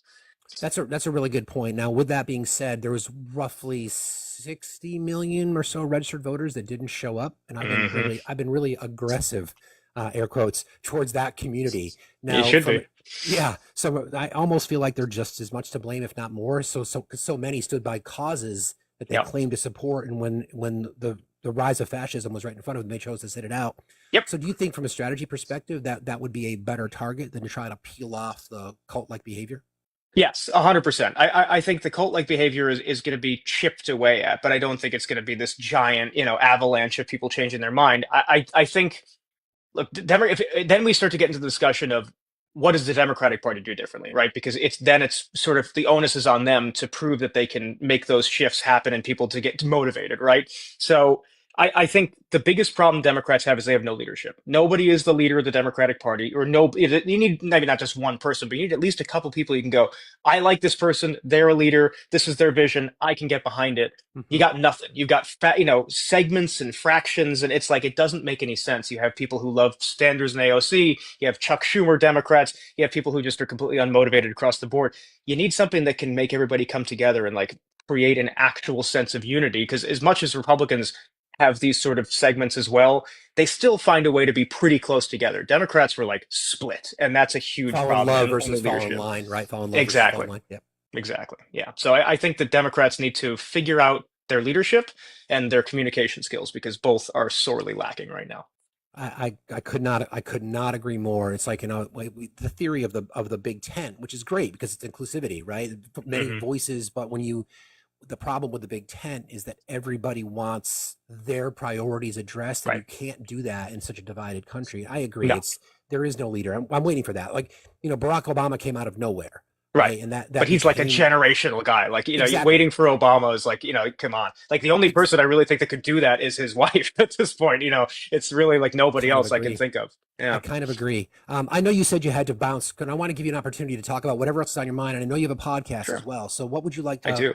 Again, I'm so grateful for you spending some time with us, man. I really am. Of course. I was happy to do it. So the podcast I have is called United Debates of America. It's actually with James Fishback, who is a very bright but very MAGA guy. He's literally meeting with Donald Trump today to talk about his Doge dividend thing. So he's a pretty connected dude. But the whole point of our podcast is to have civil debate. definitely have a lot of toxic debate in this country right now, and not to say that it doesn't have its place, because it does, because there's, to change toxicity sometimes you need it, but sometimes you need the opposite, and that's sort of what we try to do. We try to stay to, I try to stay to the facts. Maybe he doesn't try to stay to the facts so much, but he's stayed true to the promise of civility. So that's what we tend to do in this. And I also have another podcast coming out that I can't really say anything about now, but I think a lot of my more liberal followers will be a big fan of it, and it includes some other folks that are going to be people that you're familiar with. So that'll be an interesting one, but that's sort of in the next couple months. But that'll be coming up soon, so I'm excited about that. But right now my main podcast is United Debates. So if anybody wants to check it out and have a moment where they can hear MAGA and someone on the left actually talk to each other like people, that's what you'll get with the podcast. That is rare. What would be It your is. what would be your message to voters who are those people that are on the left, that are apathetic, that are feeling overwhelmed, that are freaked out, that just because we talked briefly about the muzzle velocity of misinformation and chaos, which is by design to distract us from what's going on, for people to stay engaged. Because if we're going to fight back, this is a we the people moment. This really is. Right. Yes. What would be your message to that group of people? Don't get I know it feels overwhelming, and that's the point, right? That's what Trump is trying to do. That's the whole idea of Bannon's concept of flooding the zone, is that he just floods you with so much stuff that you can't focus, and you get overwhelmed, and you just disengage, right? So my advice is try your best to get away from that feeling of not being able to stay within the bounds of the game, because the game just feels like too much is going on, you can't focus, because that is exactly what they want. They want you to fall out of giving a shit because you just can't take it anymore. And frankly, I think time is going to solve that problem, right? Because this is not going to get better. Trump is not going to get better. He's only going to get worse. I mean, hell, he's got he's calling himself the king yesterday. That's crazy. And it's just going to get crazier. He's between calling himself the king, parroting Russian talking points, coming up with terrible economic theories, pitching ideas for checks that are never going to come to people. The other shoe is going to drop at a certain point. So my best advice is don't get disengaged and just wait it out, because this is not all going to just turn into nothing. There's going to be consequences to these decisions from the Trump administration, and it's going to be fun to watch. It's going to be terrible for a lot of people, but for people who want him to fail, like we probably all do. I mean, we don't want America to fail, but we want Trump's administration to fail so we can save America. We're going to have a moment in the not so distant future where we go, I told you this was going to happen. This is awful. This is awful. And this is awful. Now we have a movement, and that day is going to come. The movement comes when people on the whole feel the full effect of these terrible ideas. It's not going to be today. It's probably not going to be next month, but I would say by the end of this year, you're going to start to go, oh my God, how wrong was this guy? And it's going to feel so nice to be able to go, okay, now we have a clear strategy for it. Because that's the other problem for Democrats, is right now it's almost impossible to have a strategy for how to go forward, because which direction are we going to go? We don't know what the problem is yet. We see all the potential problems, but you have to wait for one to rise to the top and go, there it is. That's our window in. Then you jump in that window and you never leave the house. And right now we're just kind of waiting for that window. That day will come. Be patient for that day, because it's definitely coming soon. That's great advice. Again, Zach, thank you so much. Everybody, if you don't follow Zach, I'm assuming all the information for your podcast and the are probably in your link tree. All in my link tree. Yep. It's all in there. You've got a seat here. If there's anything I can do to help support what you're trying to do, I really, really appreciate it. And thank you again so much for being here, man. I really appreciate it. Absolutely. Thanks for having me. It was a great pleasure. You got it, buddy. Be safe out there. Thanks again, Zach. See you later. Thanks. I'll talk to you later. Bye. All right. Bye. That's great. I really appreciate Zach. He's I just love the way he breaks things down, and we're all marching in. I think it's really good advice. Obviously I know what he means. We don't have time to wait, right? But we got to figure out what that target is, and it's probably going to be the economy, right? Because it always comes down to that. And Zach is absolutely right. It's always about the economy. We've known that for a very long time. Talking about human rights from a campaigning perspective, sadly, is boring. I mean, it's not that it's not incredibly important. It's the most important thing, but it doesn't resonate when the Trump media machine and the right-wing echo chamber tells his voters who to hate. That is an emotional response, right? That is an emotional response. So he's great. But again, thank you, Zach, once again for being here. I really, really appreciate it. That was awesome. All right. Back at it here. Kathleen, how are you today? The world slowly Kathleen, are you there? Kathleen? And began uniting. Guess not. Might have been listening to something.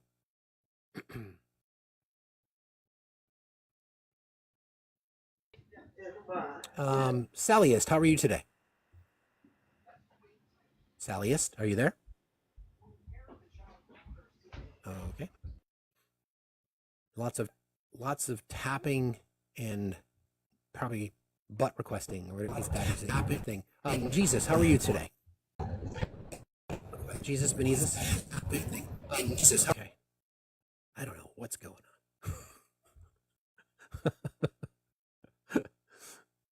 All right. We knew. How are you today? We knew nothing. Are you there? Very strange. All right. That's okay. Jesus Benitez, I tried to bring you up, but there was a lot going on in the background. My bad. All right. Resignation of the attorneys like says, yeah, AD, he told me he only had a brief amount of time and there's just so much to cover. I could have talked to him for hours, but we'll bring him back. Again, everybody, thank you very much. Just want a quick note. Just want to thank Salty Shark. Thank you for your subscription. I really, really appreciate that. Guys, if you want to support the channel, a couple of different ways you can do it. There's a gifting goal today. There's also a subscriber goal.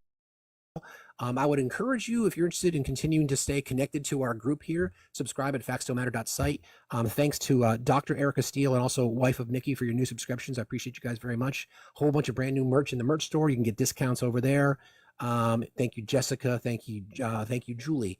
And then let me just check here real quick. Let's see. Thank you to Bridget and to Nick. Thank you, Nick. Thank you to Bridget as well. Nick asks, who's a good boy? Who's a good boy? And then Bridget as well for your kind contributions on Cash App. And also thank you to Sarah for your kind contributions on Venmo. Appreciate you guys very, very much. You guys are incredible. And it takes a lot to put this together every day. So any support is much appreciated. Okay.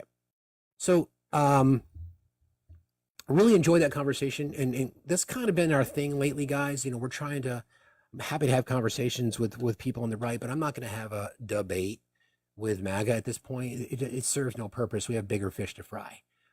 We're not gonna put ourselves in a position where we're just yelling and screaming at each other because it's not effective at this point.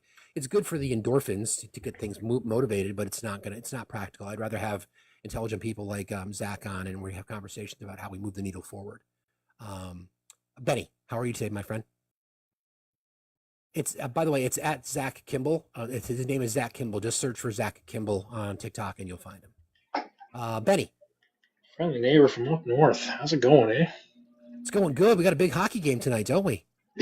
Sure do, bud. Maybe how many fights in the first 10 seconds this time? Well, maybe 4, maybe 5. Who knows? Maybe. Who knows? Maybe. Yeah, you know, I took the week off there, recharged my batteries a bit. We're back at her. Feeling a lot better, feeling a lot more energized, you know. Good. You know, speaking of hockey games, I heard that in Boston, wasn't booing our anthem. In fact, they were cheering loudly right alongside us. Well, that's what we do. See, we're not, you know, that's what we do. You guys took it down. First of all, I don't blame you. I think if the situation were reversed, I don't blame Canada booing the U.S. anthem. You have reasons to, but for people, especially in Massachusetts, you know, the liberal haven, you know, they get it. They get it there. Just, you know, in the midst of like all the back and forth, like we're booing them and the U.S. is like, oh, they booed us, we're going to boo them back. And we're kind of like, yeah, okay, bud, sure thing. You know, and to hear Boston being like, yeah, no, we're going to cheer alongside you. You love to hear it. So there's talk in Canada about creating some high-speed rail systems. I don't know if you heard about that. I did briefly. Yeah, it sounds exciting. Yeah, so pretty much, I think, now this is rumors, I think what's going to happen is we might end up getting a bullet train from Ontario to Montreal, which if this ends up happening, what this could mean for our country as a whole is huge. Because, as I'm sure it's not a secret at this point, our country is pretty much cutting ties with all of us, you know, moving on, seeing other people. Yeah, it's not me, it's you. Yeah, exactly. It's like, we had a good run, guys, but I think we need to see other people. You know? Yeah, definitely. But I mean, what this could mean, like if this goes off successfully, could you imagine what this means in terms of interprovincial, especially in terms of trade? Like that's kind of wild. That's crazy. This is huge. I wish more people were talking about it.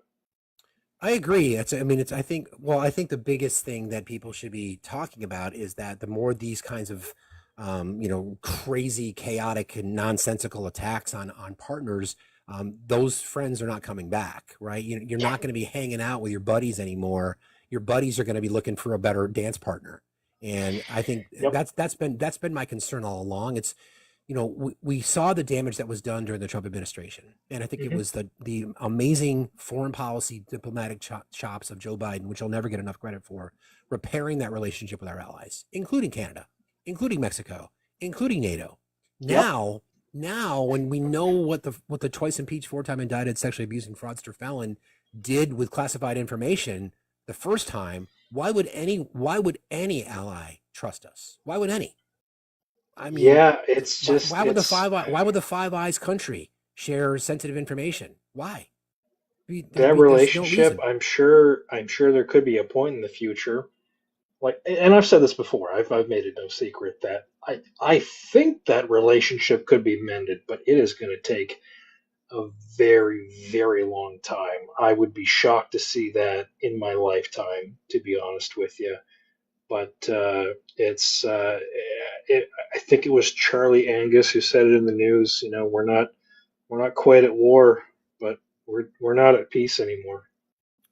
Well, that's true. Yeah, I mean, it's just it's an economic shift, right? I mean, I Hmm. think and I think again, this is why we talk about this often about follow the money. So it's not just for the sake of doing it. It's because one of the single biggest American investors in China is Elon Musk. So he Yep. stands to gain from the American demise. I don't think he's into it to intentionally harm Americans. I don't think he gives a fuck. He just cares about making more money, and that's what the oligarch class is He doing. wants the money. Forget the Exactly. rest. Just So they wants the so they money. so they know that if they can cut this and they can cut that, they can stop paying for this, and they can stop paying for that, they can deregulate, they can offer more tax cuts, they can do it with bribery, they can do it with all this shit. People will get harmed. Meanwhile, they're just going to cash the checks. Just look at the inauguration. Look at the people standing behind Trump during the inauguration. It was the Larry Ellisons, it was the Zuckerbergs, it was Bezos, it was Yeah, I Elon, swear to et God, that was like cetera, a et scene cetera, out et of cetera. Star Wars or something. You know, the fall I of the I know. Republic, literally, It's scene for true. I scene. mean, and that's what people, I don't think that's why we talk about it here. I mean, I think there's always a game. There's always an end game. So as I was talking with Zach earlier about China filling in the void for USAID, if they decide to do that, well, who benefits? China benefits. Who benefits Yep. from that? People who invest in China. Yep. So, and that's, I mean, the biggest, the mega factory, I think it's called for Tesla, the largest manufacturing plant for Tesla is in China. So, Well, speaking of Tesla, yes. so over the weekend we had where I was, we had some pretty nasty weather, freezing We did. rain, lots of Yeah. winds. We were safe, thankfully, but on our way home, I shit you not, during that 6 hour drive we were on, I counted about 7 to 9 vehicles, most of them being trucks, stuck in ditches, flipped over. And this is going to sound bad, but the fact that like they're issuing armored Teslas to the U.S. military, I'm like, I feel pretty good about our chances here if they ever try to invade us with their cyber trucks.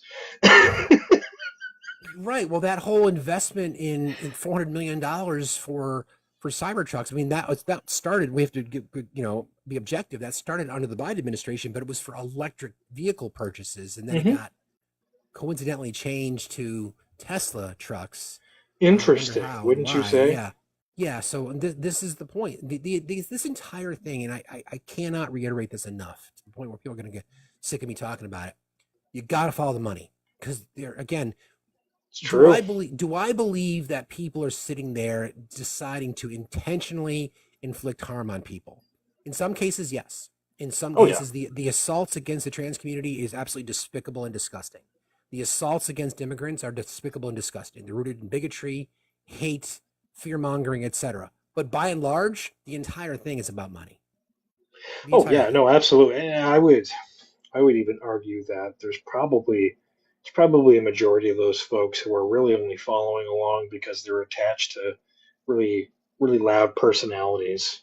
Whether they're fully committed to their problematic ideals or not. Um, I don't think they actually give a shit about hating marginalized communities. They just saw, oh hey, they're gonna give us money. Guys, we're gonna get free money. Yeah. I should vote for this guy. Right. They talked about the billions of dollars that they've saved and uncovered through fraud and deception. Yeah. I'll remind people again that since 2015, Elon Musk has gotten close to $20 billion in government handouts, right? He's currently making $8 million a day, whereas American seniors who are on Social Security are expected to survive on $65 a day.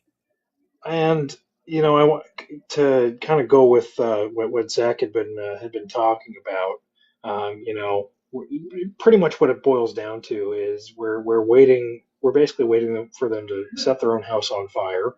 We don't want it to happen because we know who that's going to affect, and especially marginalized communities. They're always going to suffer the most. Correct.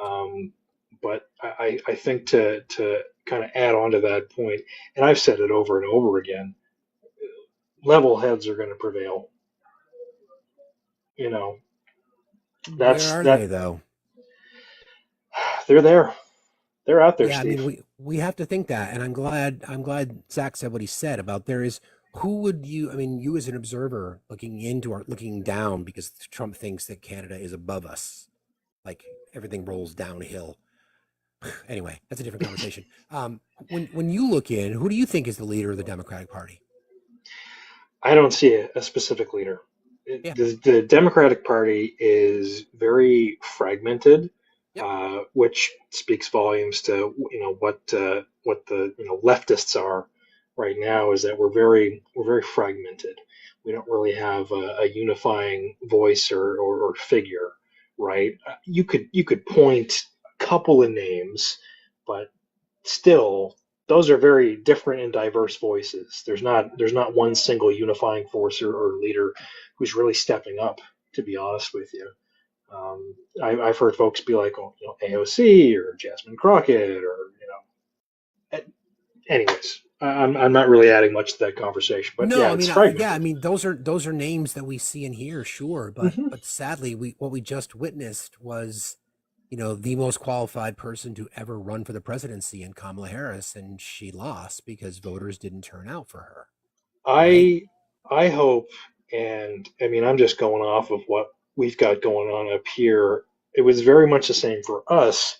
The Conservative Party has, a quote unquote unifying voice in Mr. Pierre Poilievre. I hate that guy, but that's a conversation for another day. But he was very much the Trump-esque figure, who was really able to, get the right wing folks amped up and angry and somewhat unified. And our leftist parties were fairly segmented. People were really torn. They're still kind of torn, but there's a lot more general consensus since Mark Carney entered the ring. So I kind of hope for that similar shift for you guys. I hope you can get that sometime soon, because before Carney entered the picture, we were all just twiddling our thumbs like, guys, I don't know what we're going to do. I don't want to vote liberal. I don't want to vote NDP. I don't know what I'm doing. And then this charismatic figure with an extensive resume, who unfortunately also happens to be a straight white dude, but he instilled confidence. He's got folks wanting to get out there and vote. It's like we feel like we have a fighting chance against the conservatives, against the right wing, and I want that for you guys. I appreciate that, Benny. I really do. I appreciate you. It's always good to check in with you, my friend. It's always good. Absolutely, Steve. Hey, listen, we're going to leave it there. I hope you enjoy the rest of your day. And what do I say? Elbows up. Keep your stick on the ice. Later, my friend. Be good. Take care, Be buddy. safe out there. Benny brings up a good point, but this is something that's been reflective across the world. We're seeing the rise of right-wing fanaticism. We see the AfD party. I think it's AfD. Yeah, it's the AfD party in Germany, of which Elon, just days after the Roman salute, the from my heart gesture, went there to prop up that party. Tell them basically ignore your past, ignore your history. We can't. We have to see it. And as far as leadership on the left goes, it's a complicated proposition, right? Because we see the talent. Think about the bench that exists on the left. Think about the people in that party. It's whether it be somebody like a Pete Buttigieg or a Gavin Newsom, or the future with Max Frost or AOC or Jasmine Crockett or other members of the party who are, when we compare them to the bench on the right, there is no comparison. But it's a question of whether or not there is enough activism from voters to coalesce, right? Obama was a once in a generational figure. His eloquence, his intelligence, what he presented, the seismic shift in our politics, right? I don't know if we're going to see that again. So in the meantime, we have to get more progressive elected down ballot, which is why voter turnout is incredibly important, which is why you've got to go to rallies and support candidates, which is why his charisma, of course, which is why you've got to be active in your community. Remember, exercise that activism muscle. Cannot just stand by. 60 million people didn't vote. 60 million people, right? That's crazy to think about that, but that's what we saw this past election for a variety of reasons.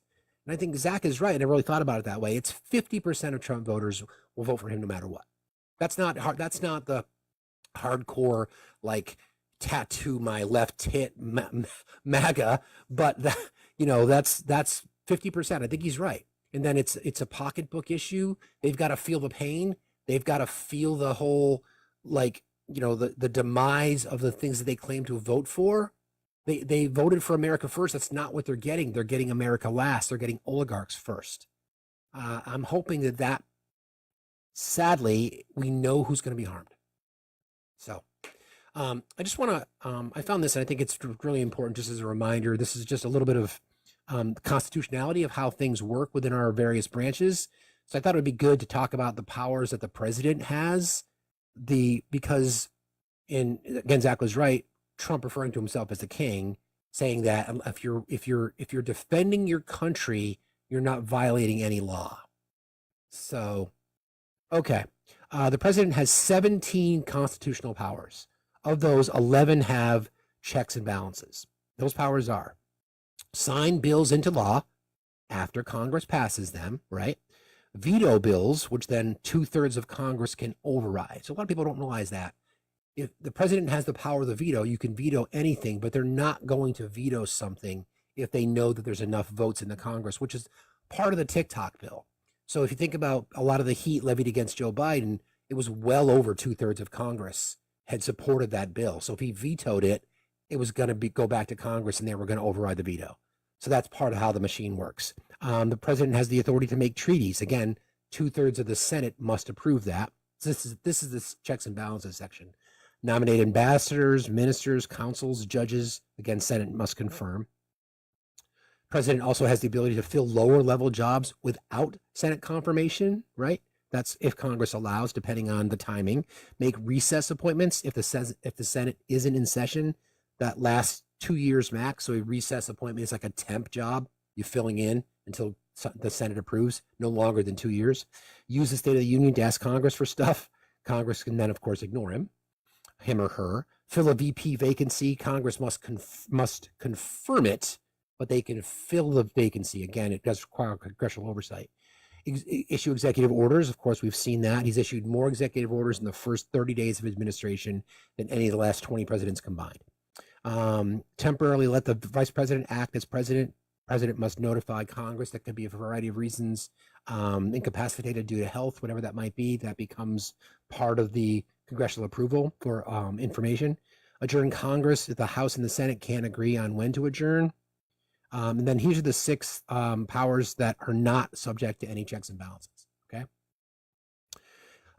Grant pardons, commutations, reprieves, or lessen the punishments for federal crimes, but not for impeachment. Greet foreign ambassadors, ask cabinet officials for their opinions in writing, the advise and consent component on matters related to their job. Commission federal employees, send them a certificate that says they got the job, meaning they can hire. Force Congress to meet on extraordinary occasions. Be commander-in-chief of the Army National Guard and the military when they're called into service. And any presidential powers that weren't listed are powers that Congress or the Supreme Court gave the president and can take back from him or her by passing laws or issuing decisions. So for the most part, the executive doesn't have a lot of power without line. So this is the theory of the unitary executive that is a foundational principle of Project 2025, is they want those who believe that theory. Remember, I talk about Opus Dei. I'll get into that in just a moment because I like talking about it. They believe in the theory of the unitary executive. They believe that the executive branch, what we've seen so far, these executive orders are just that. They are executive orders. They do not supersede law. They do not trump law, right? They are intended to create chaos, mayhem, controversy, whatever it might be, but it only will be stopped if somebody challenges it, meaning that it takes a federal judge, which is what we've seen in many, many cases, to step in and say, that's unconstitutional, you can't do it, right? You can't do it through executive order. It does take somebody to step in. So these executive orders for stopping funding that had already been congressionally approved, that's an example of something that can't happen in our system, right? But they are going to push it. They're going to push it and push it and push it. And again, from what Zach talked about and what we talked about before, it's chaos and mayhem. It's the muzzle velocity of disinformation and misinformation. Flood the zone, in Steve Bannon's words. Just flood the zone so that we don't have to worry about what we're going to get through, because we're eventually going to slide some stuff through because nobody's going to be looking. And that's that's really the danger. So this is why we try to talk about it in different terms here, trying to connect the dots for you. So yeah. All right. So it's 9:53 Eastern time. I wanted to find something else that I think is important to talk about. Where is it? Is this the one? Yes. Okay. This is a little bit more on that. So this is for MAGA specifically who don't understand how the Constitution works. A judge cannot overturn a law as written. A judge responds to a law, right? So in our system of government, legislative branch writes the law, judges uphold the law based on decisions. An executive order is not a law. A president cannot create a law without Congress. So if a judge has every right to overturn an executive order if it's found to be unconstitutional. And remember, right?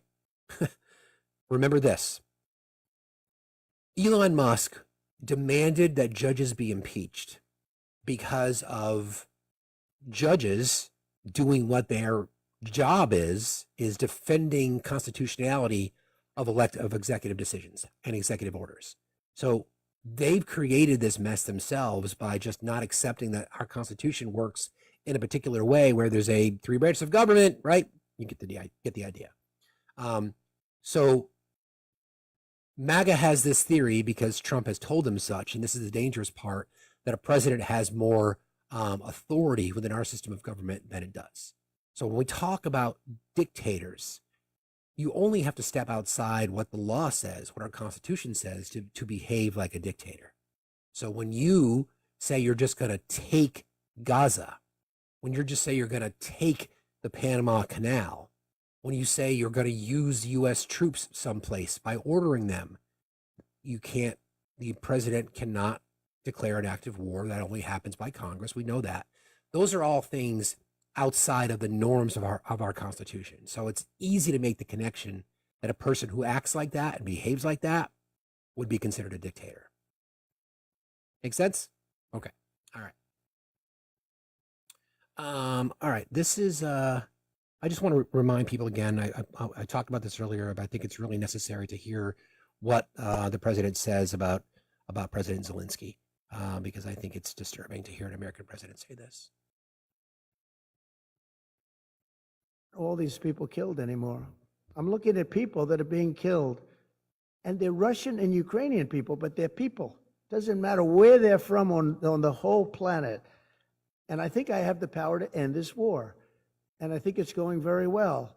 But today I heard, oh, well, we weren't invited. Well, you've been there for 3 years. You should have ended it 3 years. You should.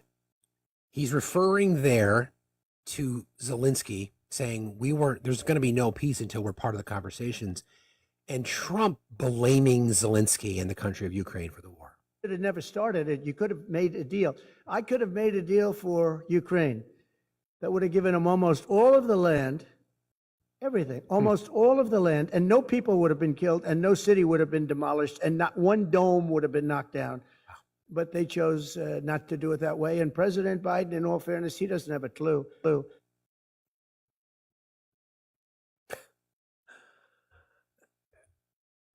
Does it bother you as much as it bothers me?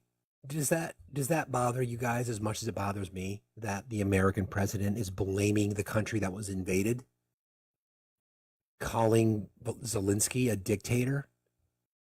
Let's read that quote again, because I think it tells us everything we need to know. This was posted over the weekend or just a couple days ago. Think of it.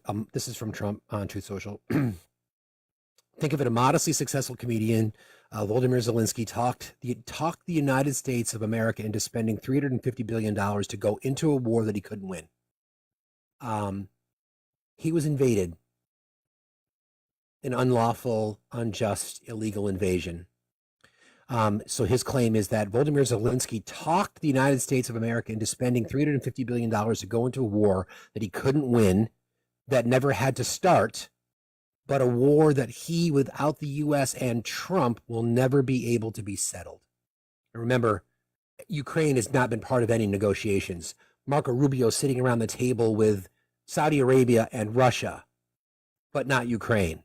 The United States has spent $200 billion more than Europe, and Europe's money is guaranteed while the United States will get nothing back. Not true. Why didn't Sleepy Joe demand equalization in that this war is far more important to Europe than it is to us? We have a big, beautiful ocean as separation, ocean capitalized. On top of this, Zelensky admits that half of the money we sent him is, quote, missing. Not true again.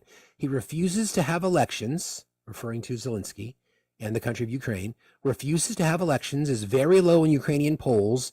Not true again. And the only thing he was good at was playing Biden, quote, like a fiddle. A dictator without elections. Zelensky better move fast or he's not going to have a country left. In the meantime, we are successfully negotiating an end to the war with Russia, something all admit only Trump and the Trump administration can do. Biden never tried. Europe has failed to bring peace, and Zelensky probably wants to keep the gravy train going. I love Ukraine, but Zelensky has done a terrible job. His country is shattered, and millions have unnecessarily died, and so it continues. The American president, ladies and gentlemen. The American president. That is crazy to hear it. Hi, Mishi. Hey, can you hear me okay? Yeah, gotcha.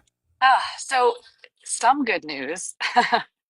Okay. Have you seen the pushback from Republicans like Mike Pence, Mark Levine, and even Nikki Haley on Donald Trump's stance on Russia? Yeah, I mean, it's. I don't necessarily buy it when it comes from Nikki Haley, but you're starting to I see know, some I know. fractures. Yeah, Yeah, I mean, but Mark Levine, I mean, for him to even kind of stand up against that, I mean, I thought was good. It's nice to see Mike Pence actually kind of take some leadership against Trump. I hope it gives other Republicans some courage to do the permission. same. Yeah, almost gives them permission to do something, right? Well, if they all do it together, then he's in trouble. Yeah, we talked about that earlier. It's like the divide right now is the tech bro MAGA who are fully all in on Doge and Elon, and you've got the hardcore MAGA voter who goes to rallies who are all in on Trump. So who are the voices that are going to be part of the divide to be able to push both sides further and further apart, right? I think it has to come from the legislation. It It has does. to come the people. It needs to come from the legislators. It needs to come from the media. It I'm does. actually tired of watching the media tiptoe around what Donald Trump is doing to this country. They don't know how to They cover have to it. stop tiptoeing. They need to Yeah, call it exactly what it is. Yeah, they don't know how to cover him. What? That's part of the problem, right? They just don't know how to cover him. Yeah, but I don't know. I just was noticing yesterday some. Did you see that Donald Trump canceled a gay chorus performance at the Kennedy Center?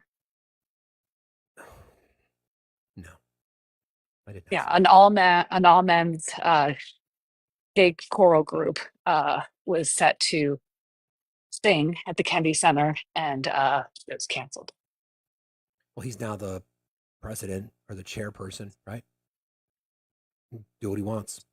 Yeah, I mean, So we can expect a long extended engagement of Kid Rock and Ted Nugent. I guess I don't know. Star Spangled. I don't know. And then he just put up a post about again pushing that Canada needs to be the 51st state, Mm-hmm. and he's upset he won't be at the NHL game. But Tonight, right?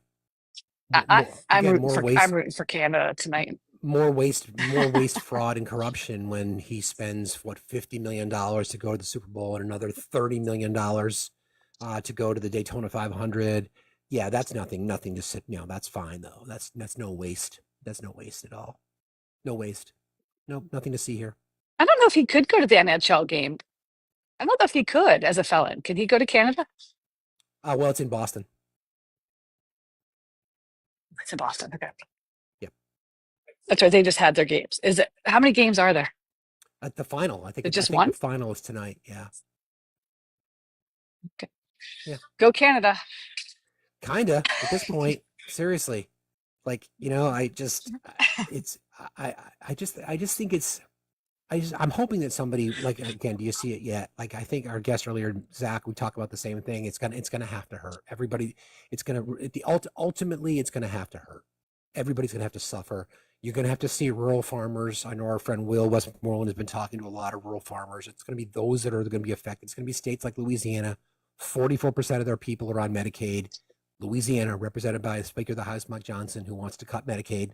It's going to take things like that. They're the ones that have to say this is. I thought it was only going to be brown skinned people and members of the trans community that you were going to take rights away from. I didn't realize it was going to be me. So no, I did a video on that where I did a video. I was like, I'm just so glad that Donald Trump is hurting the liberals. Yeah, exactly. I'm just so glad. And meanwhile, red state schools are suffering, and like you said, farmers but it's going to take a little time for them to feel that pain. It is. I don't think it's much. I mean, James, not too much though. I mean, I think once these things start rolling, they'll see that their pharmaceutical costs go up. And if you're on a fixed income, I mean, that's really recognizable because it's so high. Insulin alone, taking that protection out of the Inflation Reduction Act, right? Violating the law. I mean, violating treaties, violating the law. And the people that are going to be harmed the most are always the people at the bottom. And there's a lot of Trump voters that are at the bottom. And let me ask you this, because you're much more knowledgeable in this stuff than I am. How is it that he can continue to talk in the way he does, saying that we're above the law and only the attorney general and I can declare what is against the law in the executive branch? Who's going to stop him? I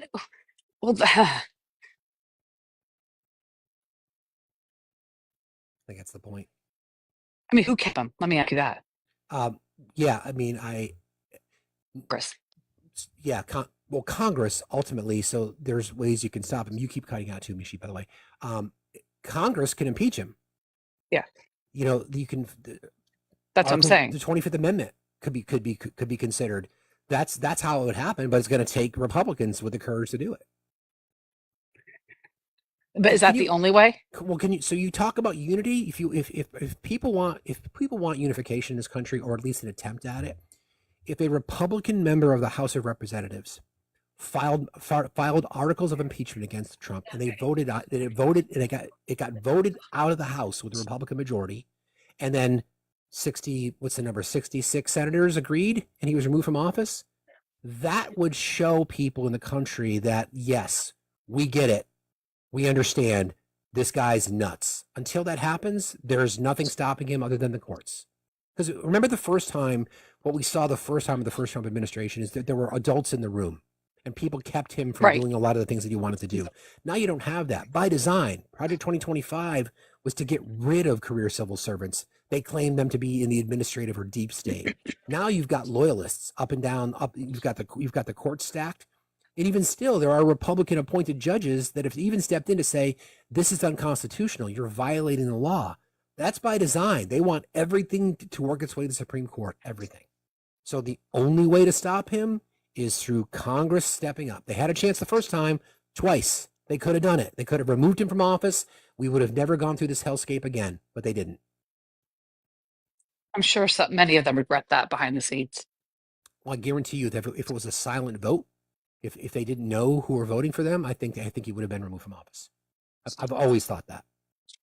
Can they do a silent vote for impeachment or no? No. Hmm. Nope.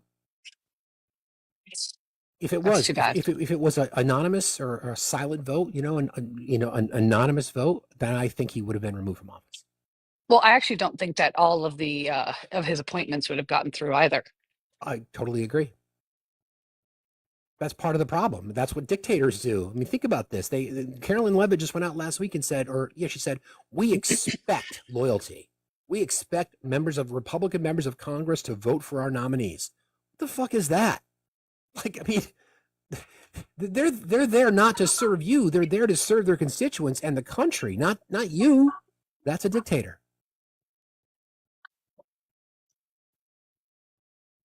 How long do you think before? User, you're actually wrong about that. So user lottery numbers, you say he has the right to face his accusers. That's the law. That's incorrect. This is a political move. It's not a trial. The Senate trial is strictly political. It's not a jury trial. It's you're wrong. You're wrong. So just go away. You're just wrong. Yep. He is. I don't know. I go through ups and downs. Like, okay, I feel like we're on the right track. I feel like there's momentum and resistance being built up here. There is. In the United States with real people wanting to be a part of activism for the first time ever. But I feel also that we, the people, feel a little bit powerless against bringing him down, where other countries, it seems, can recognize a coup and stop it. Yeah, I think it's obvious. I mean, even the loyal Republicans in they understand what's going on here is way outside of what they even signed up for. But once you get a taste of power, you're not going to get it. You're not going to let it go. I mean, that's the problem, right? So it's going to take courageous Republicans. It's going to take people like a Kinzinger, like a Liz Cheney, and I want to think about those two as an example, right? They did their duty. They did their constitutional duty. That's what they're supposed to do. That's why they go to Congress and then they get shunned by their party, right? I mean, I'm never going to agree with Liz Cheney politically. I think it was a bad move by Kamala Harris to bring her into the campaign, quite frankly, but that's a different conversation. But you do your job and then you're shunned, right? It's like, that's what's happened now. If you go against, if not just shunned, threatened. Yeah, threatened. I'm going to play some audio from Jasmine Crockett here coming up in a second because she was just threatened for something that she said. Like, this is where and AOC is being threatened all the time. She gets threats all the time. Well, and no. They a lot of MAGA are calling for her to be arrested. Oh yeah. For what? For what? For telling migrants their rights. Yeah. For sharing their rights, for talking about the rights that migrants have. It's crazy. Have you talked about the children that were removed and brought to Panama? No, I've not talked about that yet. I've been off for a couple of days, so I'm still trying to catch up a little bit. Okay, I just caught up with this morning. I'll send you something on it, but it looks like there are children and families that were put on a plane, sent over to Panama with no access to any sort of resources They weren't able to talk to anybody, right, about their due process of law, of course. I didn't know about And that. it looks like they plucked them and moved them to a camp in the jungle. And this is including children. There was a woman in a window trying to get a hold of, I think she was an Afghan woman who was trying to show that if I get sent back, I'm at risk of unaliving. So this is the reporting Um, you talked about earlier about about the gay men's chorus. National Symphony Orchestra Executive Director Gene Davidson said in a statement the decision to postpone the performance was made before Trump took over as chairperson. Before the leadership transition at Kennedy Center, we made the decision to postpone Peacock Among Pigeons due to financial and scheduling factors. We chose to replace it with The Wizard of Oz, another suitable program for World Pride participation. So seems like they made the decision themselves. that's not what I read if you continue on the article, but Kennedy Center, let's see. I want to get down to the root of this here. Kennedy Center performance featuring Gay Men's Chorus of Washington is canceled. Kennedy Center said the performance was canceled before President Trump appointed himself as chairman of the organization. That's what they said. It's the latest performance that has been canceled since President Trump purged the arts organization's board of trustees and appointed himself as a chairperson. Concert was set to take place in late May to kick off National Pride Month celebrations as Washington prepares to host the World Pride 2025 festival. The performance was removed from the center's programming schedule and replaced with a National Symphony Orchestra's rendition of The Wizard of Oz. We're deeply disappointed with the news that our upcoming Pride performance with the National Symphony Orchestra has been canceled. The chorus group was planning to debut a Pride piece called A Peacock Among Pigeons. It said, saying it had been excited to collaborate with the orchestra on the national stage. We believe in the power of music to educate and uplift, to foster love, understanding, and community, and we regret that this opportunity has been taken away, the chorus said in the statement amid an outpouring of reactions to the cancellation from choral members. National Symphony Orchestra Director Gene Davidson said in a statement that the decision to postpone the performance was made before Trump took over as chairperson. yeah, but was it as a result of DEI initiatives from this government? I mean, well, that's what it looks like. I mean, it seems like yeah. there's no date connected to it. So, yeah. It's. I mean, listen, the news is the news. So, I mean, but I'd be curious to know if it was a reaction to elimination of DEI. I'm sure. And then, maybe not. I mean, but well, I'm gonna follow the trail on that one and make that assumption. Pretty obvious to me, but yeah, I don't I think know we'll anymore. see more of that, and I think we'll see more of that anyway. Oh, of course we will. I mean, yeah.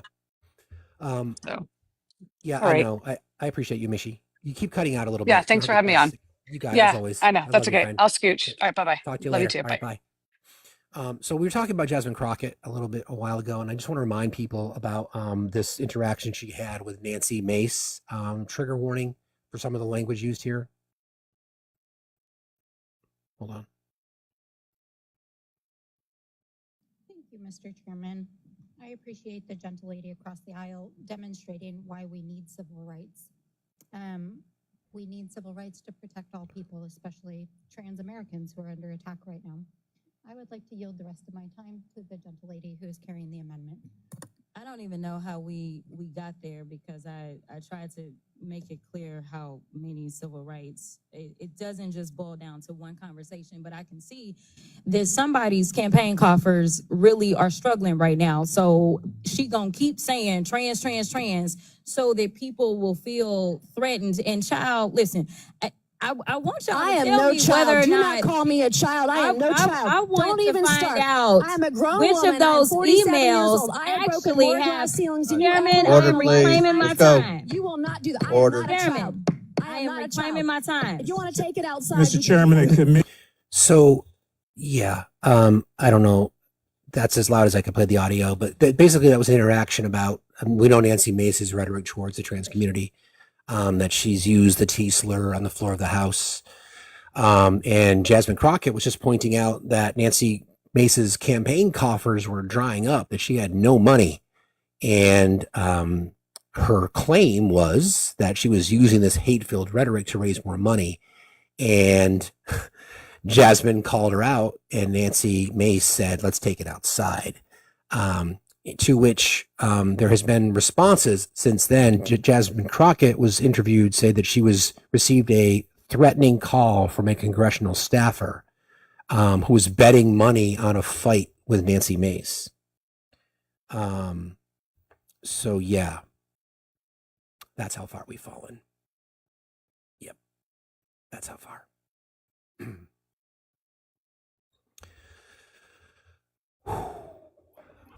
Hi, Moth. Good morning. How are you? Holding up? I don't know.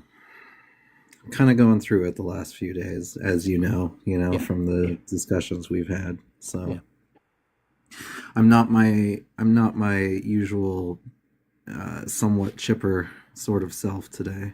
But Mothy self? Yeah. Just kind of going through it.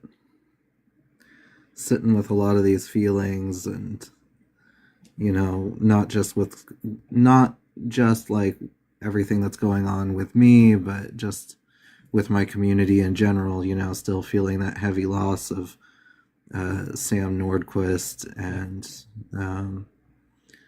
Elise Ray Shoup, Stonewall in general. Yeah, it's heavy stuff. Yeah, somebody said in the chat it's okay to not be okay. And I'm not okay, but I will be eventually. That blog that I shared, that I wrote, that really helped me kind of release some of those feelings. A lot of these heavy decisions that I'm having to make as a result of everything that's going on, and knowing that this coming weekend, instead of having a fun-filled weekend with my stepdaughter, I instead have to, we have to sit down and have a really hard conversation with her about the reality of things and, how it's not safe right now. Especially when, she just recently came out as trans, and I say it all the time. That kid completely lit up when she finally embraced it. She just turned a whole new leaf.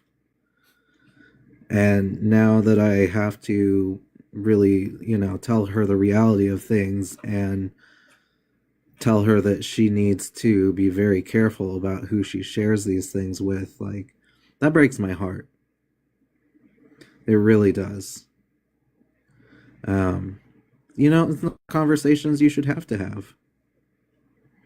She should be able, as a newly 16-year-old girl, she should be able to enjoy just being a newly turned 16-year-old girl,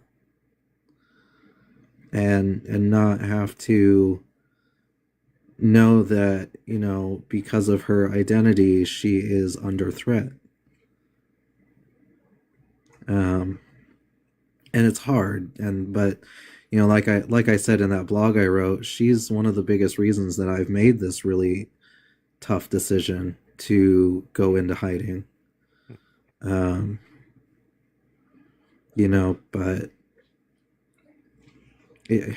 I don't know. I don't know. I'm at a loss for words lately.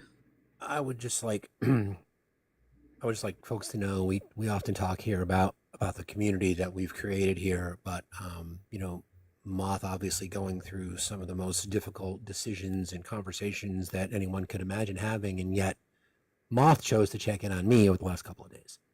And I was humbled by that. So thank you. Well, it's like I told you, sure, I'm going through some pretty big battles right now, but that doesn't mean that you're, even if you feel like what you're going through is small in comparison, it's no less valid and it's no less real, So, it doesn't matter. To me, it doesn't matter how big my battles are. I'm still going to check in with my friends when I know that they're going through it too. So, and I consider you a great friend. Feelings mutual, that.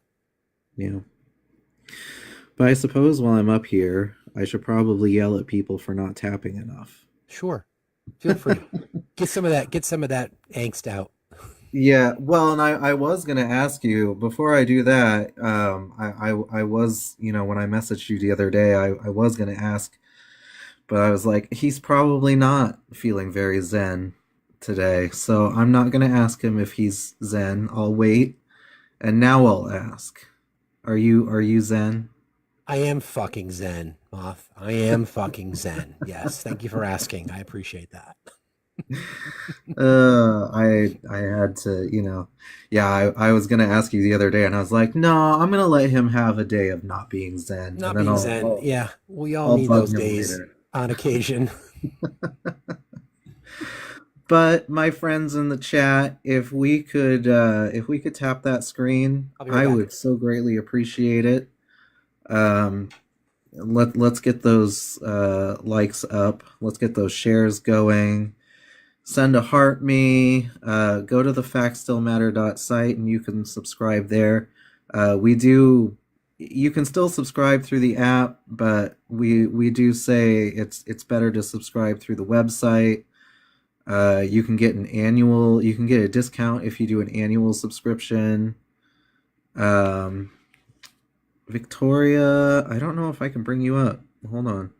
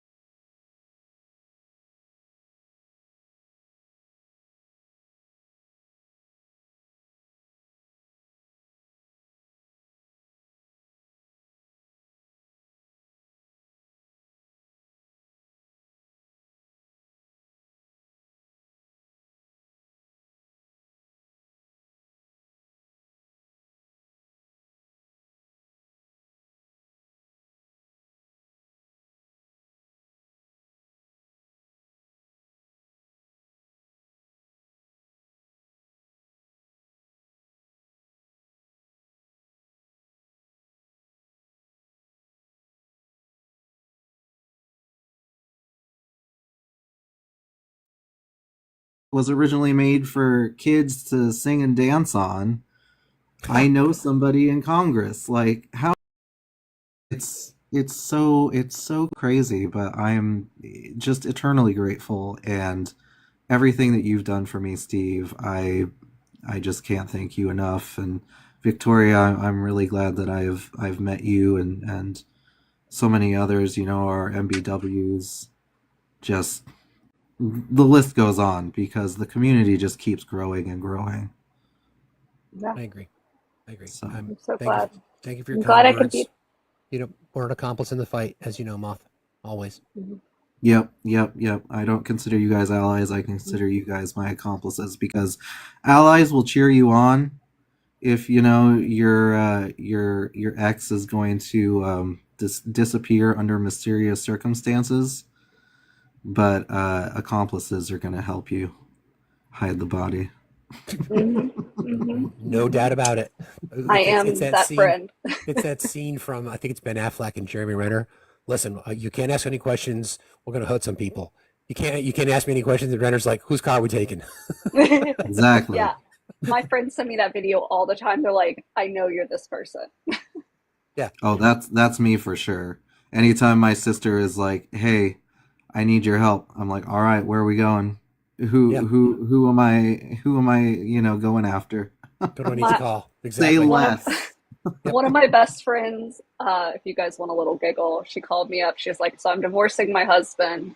I'm moving everything out while he's like out of the house, blah blah blah. But I have what can I do? I want our DVD collection, but I don't know how to do it." I was like, "Go to Walmart, buy one of those big binders, take every single DVD out, put all the cases back." I And love she that. did. She Good did. call. That's It a was. that's a savage move. I love that. I did She something was like, "I similar. I love you." love that move. I did something similar to an ex one time, because I was really pissed off with this particular person. But instead of taking all the DVDs and leaving the cases, I moved the DVDs over one case. So I took it out of the case and put it into the next one. That's even better. That's great. I love a good petty. Petty. Yeah, me too. Oh, I'm a Taurus. I love being Me petty. too. Hey, Are we Taurus? Are we birthday twins? April 22nd for me. Oh no, I'm May 12th. So. Dang. Oh, but your birthday's not far from my youngest It's close. birthday. It's Nice. close. I was supposed to be an April baby. I was 3 weeks late. Yeah. I was born on Labor Day. I always think that was funny. I'm sure my mother didn't. Moth, thank you for being here. We love you very much. Yeah, I won't take up any more I time. have a I love birthday you twin in both. the chat. Okay, sorry. That's okay. Birthday twins. Do you want a wee out of here? Sure, we. Hi, Victoria. Good morning. How you doing? How are you? I'm Good. good. Yeah, I'm just good. along for the ride. Yep. Someone mentioned, I forgot about this, and I think we talked about this before about the tennis. Wasn't a member of one of your reps? No, Tennessee legislature, state legislature, in trying to pass a bill that would make it illegal for somebody to vote against Trump immigration policies. Am I getting that right? Yes, HB 6001. That was voted through in the Finance Committee in Tennessee. I think it was like 2 or 3 weeks ago now. So this makes it illegal for any local or legislators to vote against the immigration policies of Trump. It makes it a Class E felony here in Tennessee. Now, is it unconstitutional? Absolutely. Justin Jones has a video about this. He actually tore up what I can only assume was a printing out of the Constitution, like just to show them that this is a violation. But they don't care. Tennessee is a very interesting state because a week ago they decided the Republican caucus has decided that they want to host Israel and better the relationship with Tennessee legislator and Israel. And for those of you who don't know, in Tennessee, you can lose your federal grant money and state grant money if you speak out publicly against Israel's government. That is something that is in Tennessee state law. that passed years ago. We have a very sinister relationship with Israel. It was something that I learned about during my campaign, and it was part of the reason that, and I should say, it's Israeli government, not the people of Israel. Let's be very clear here. It was something I learned during my campaign, and it was part of the reason I signed a pro-peace, saying I would not take AIPAC money and whatnot, because I could not like come to terms with the fact that the Tennessee government had done this, and I knew it was a risk for my campaign, but the Palestinian people deserve better. So well said. And just as another reminder, folks, we had the pleasure of having Gabe Alamont join us this past Monday. If you wanted to watch the replay of that interview, you can find it on my YouTube. She's running in one of two special elections coming up on April 1st in Florida, District 1 and District 6. Gabe will be joining Ben and myself and USMC Angry Vet next Monday night on Ben's radio show. We'll get more details on that, and we'll post that, and we'll talk about it between now and then. She is a hardcore supporter of gun legislation and reform and violence, in stopping the violence against children in our classrooms. So that's coming up, which is partly why we have these conversations, so we can remind folks, because leadership at the DNC certainly isn't talking about it, but we will. That's coming up on the special election is coming up April 1st. And I think registration is underway now. I think early voting starts. I don't want to quote that, so I don't want to confuse people, but we'll get more information on that. Thank you, by the way, to Scotty Believe for becoming a new subscriber. I appreciate you very much.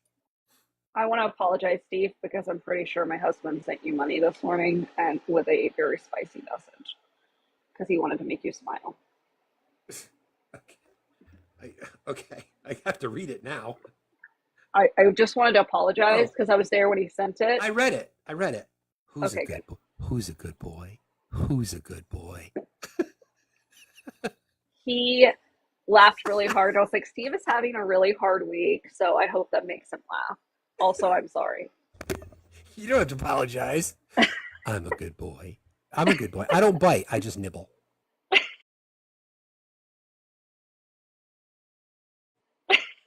Yeah. I love that. Thank you, Erica. Remind me. Registration. Deep State got him. Yep. Voter registration for those races in Florida ends the 28th of February. So you have to register to vote by the 28th of February. So that's a week away, everybody. So get that done. Yeah. Exactly. Make sure you're telling your Florida friends to re-register, especially if they're in those districts. But just go ahead and do it anyways for funsies. Yeah. All the information regarding Gay's campaign you'll find in the link tree in my bio. You'll find her information about her Lack Blue, which is in live resources of our Discord, so please consider joining. Hey, Drew. Hey, I'm sorry about that. That's okay. Yeah, I never know when I'm coming up. Hey, Victoria, how you doing today? Good morning. I'm good. I'm here. I hear you on that. I know. It's only Thursday. I got one more day to make it through. It's Friday Eve. It's Friday Eve. That's a good way to look at it. Friday Eve. We celebrate. It's Friday Eve. But I'm sitting here and I'm listening to stories like moths, and unfortunately, there's going to be more stories like that, and they're going to be just as bad or worse coming up. And I think if you want to, for anybody out there listening, if you want to know if you're on the right side of history, are you the person who's hiding Anne Frank in your attic, or are you the person who's telling on Anne Frank? Exactly. Pointing out where she is. And are you the person who's speaking out and taking action before it even gets to that point? So I just hope, Moth knows that the community's behind them completely. And I can't believe that we're at that point in this country. We should be so far beyond that, and we're not. And we're just going backwards day by day. But I'm glad for good folks like you and Victoria and all the folks that I'm able to follow on here and that are really fighting the good fight for everybody. Appreciate you saying that, Drew. Thank you very much as always, Frank. You be safe. Hey, one quick thing really quick before I go, because I was curious. I do all the shopping in my house, and unfortunately my option is Walmart, so it is what it is. Living out in the middle of the sticks in South Carolina, I actually go to Georgia to do my shopping. Same. But yeah, I go to Huntsville, but Walmart. It is what it is. I got to do what I can for my family. I was curious because I went last Friday, and actually I guess it was Saturday, And can you guess how much I paid for not a gallon of eggs, but 18 large eggs? How much would you guess? $14. Wasn't quite that bad. It was about $9.82. Okay, which I was talking to my wife. I was like, "It's crazy." I said, "I bought 18 eggs for $9." She goes, "Well, how much were they before?" I'm like, I don't really remember. So I went back. The one nice thing about Walmart is, and maybe it's a bad thing, maybe they're tracking my habits, but you can go back and look at all your receipts from the times you've gone before. Yeah. So I was curious. I said, I'm kind of curious to see, what have I paid for this exact product? And like I said, it's one package, extra large, 18 eggs. Back in January on the 3rd or 5th, something like that, around that time, around $7. Yeah. So as between now and then, I went back a little further. So I said, let me look back to the date right before the election. I'm just curious to see, because everybody's complaining about, that's all we heard about in the run up to the election, my gallon of eggs. How much would you guess I paid on October 25th for that exact same product? Half of what you just paid. Even less, $3.67. See? Yeah. Hey, I mean, so it's the bird flu. We can see. We're not. Oh, we're yeah. not ignorant enough to say that this is a direct result, right? We know it's the bird flu, but remember we had an outbreak of bird flu during the Biden administration, and the right blamed Joe Biden for high egg prices. So. And you've said it a million times. It's like we've got to get past this, blame, and start saying, here's the reality of it. This is what we can expect. Here's what we're going to try to do to make it better. But now we got this guy who claimed he was going to fix it on day one. So why hasn't he fixed it? Exactly. Hold him accountable. It's That's exactly it, man. Mm-hmm. Thank you, Drew. I appreciate you, buddy. Thank you, Drew. Thanks to both of you. Have a great day, y'all. You too. Have a lovely day. What's interesting? Real quick, just as a recap, gas prices are up a nickel since inauguration day, and I just checked the stock market, by the way, and it's currently down 500 points. So your bill. He was talking about bills. We were talking about this, and this made me remember one that Tennessee is actually trying to push through. I think it goes up it went up yesterday. So it's HB 322 here in Tennessee. This was featured on Awake TN. It creates an offense of a human smuggling by harboring, hiding, or assisting another in harboring or hiding an individual who the person knows or should have known has illegally entered and or remained in the United States. Tell me what that sounds like. This is in Tennessee. Like trafficking. Yeah. So if I decide to hide someone, I can be held liable. But they're putting it under trafficking. If you guys want to go see this bill, and there's several others, you can go to my Instagram account, link in my bio or in my website. You should go look at that. And for the little dude who just said you should be held liable, I'm glad to know that you just outed yourself as someone who would turn in Anne Frank and her family. Yeah. There's a schnazi in the chat, guys. Yep. There's always a schnazi in the chat. They show up a lot. Yeah. They're cowards, though. They won't ever jump in the box. Because just so you know, Germany and a lot of the countries that they took over did the exact fucking same thing, you piece of shit. Correct. Good morning, Obi. How are you, friend? Hi, greetings and salutations, Victoria. I need you to start being more honest and stop, just being so reserved. And tell us how you really feel. I want the real Victoria to come out and Obi, say hello. I catch live bands. Hold on. This is what I want to call this person. Let me find it. I can't say it because I'll catch a live band. But little friend. Hello. Hi, Jen. For the schnazi in the chat, this is you. Oh, yeah. Oh. Nice. Mm-hmm. I mean, listen, we all have our roles to play. Thank you, Lily, for your donation on Cash App. I appreciate you very much. Mine is punching schnazis in the schnoz. Say that 10 times fast. Yeah. Yeah. If he wants to catch me outside, I'd happily show him a little bit about how I feel about schnazis. So that was an example of both your Italian and Jewish heritage coming out, Obi. Yeah. I How you mean, doing? listen, I'm gonna pop you in the schnoz. I'm going to explain things to you in a non-verbal way without my wooden Girl, spoon.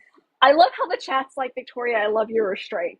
Uh, oh, baby girl. I've caught so many live bans because of some of the unhinged shit I say on the internet. I wanted to It's kind of inspired me to get some cue cards. Maybe that could be a new thing, right? Could have a series of merch that has a whole bunch of cue cards. Yep, just saying. There was this was handed to me. Jess sent me this. Thank you, Jess. This is from the United States Department of Education Office for Civil Rights. This is dated the February the 14th of 2025. We'll put this link in our Discord. I won't read the whole thing, but the first couple paragraphs should give everybody pause. Dear colleague, so this is addressed to members of the Department of Education. Discrimination on the... Sorry? Gregory removed the schnazi before I got reported. There you go. Discrimination on the basis of race, color, or national origin is illegal and morally reprehensible. Accordingly, I write to clarify and reaffirm the non-discrimination obligation of schools and other entities that receive federal financial assistance from the United States Department of Education, DOE. This letter explains and reiterates existing legal requirements under Title VI of the Civil Rights Act of 1964, the Equal Protection Clause of the United States Constitution, and other relevant authorities. In recent years, American educational institutions have discriminated against students on the basis of race, including white and Asian students, many of whom come from disadvantaged backgrounds and low-income families. These institutions embrace of pervasive and repugnant race-based preferences and other forms of racial discrimination have emanated throughout every facet of academia. For example, colleges, universities, and K-12 schools have routinely used race as a factor in admissions, financial aid, hiring, training, and other institutional programming. In a shameful echo of a darker period in this country's history, many American schools and universities even encourage segregation by race at graduation ceremonies and in dormitories and other facilities. I don't think I need to read anymore. I think you guys know exactly where that's going. Yep. So, and someone in the chat just gave me an idea. If you're looking to run for office or want information, run for something. I believe it's .org. But I am actually going to add this to my website. I'm going to edit my website today and add that. And yes, I do edit my own website. So the last paragraph I'll read will be: educational institutions have toxically, this is from Department of Education leadership. This is before Linda McMahon was confirmed as the secretary. Educational systems have toxically indoctrinated students with the false premise that the United States is built upon systemic and structural racism and advanced discriminatory policies and practices.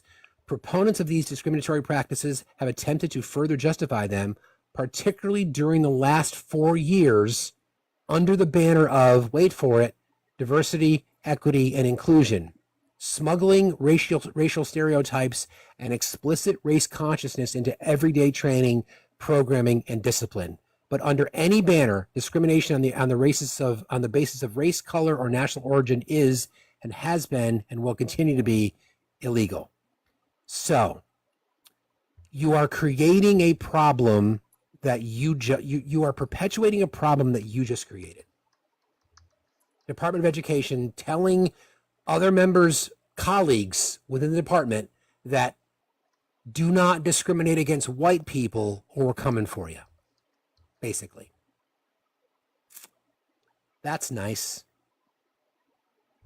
You still think we don't have Nazis in our government? 100% do. You still think that's not the case?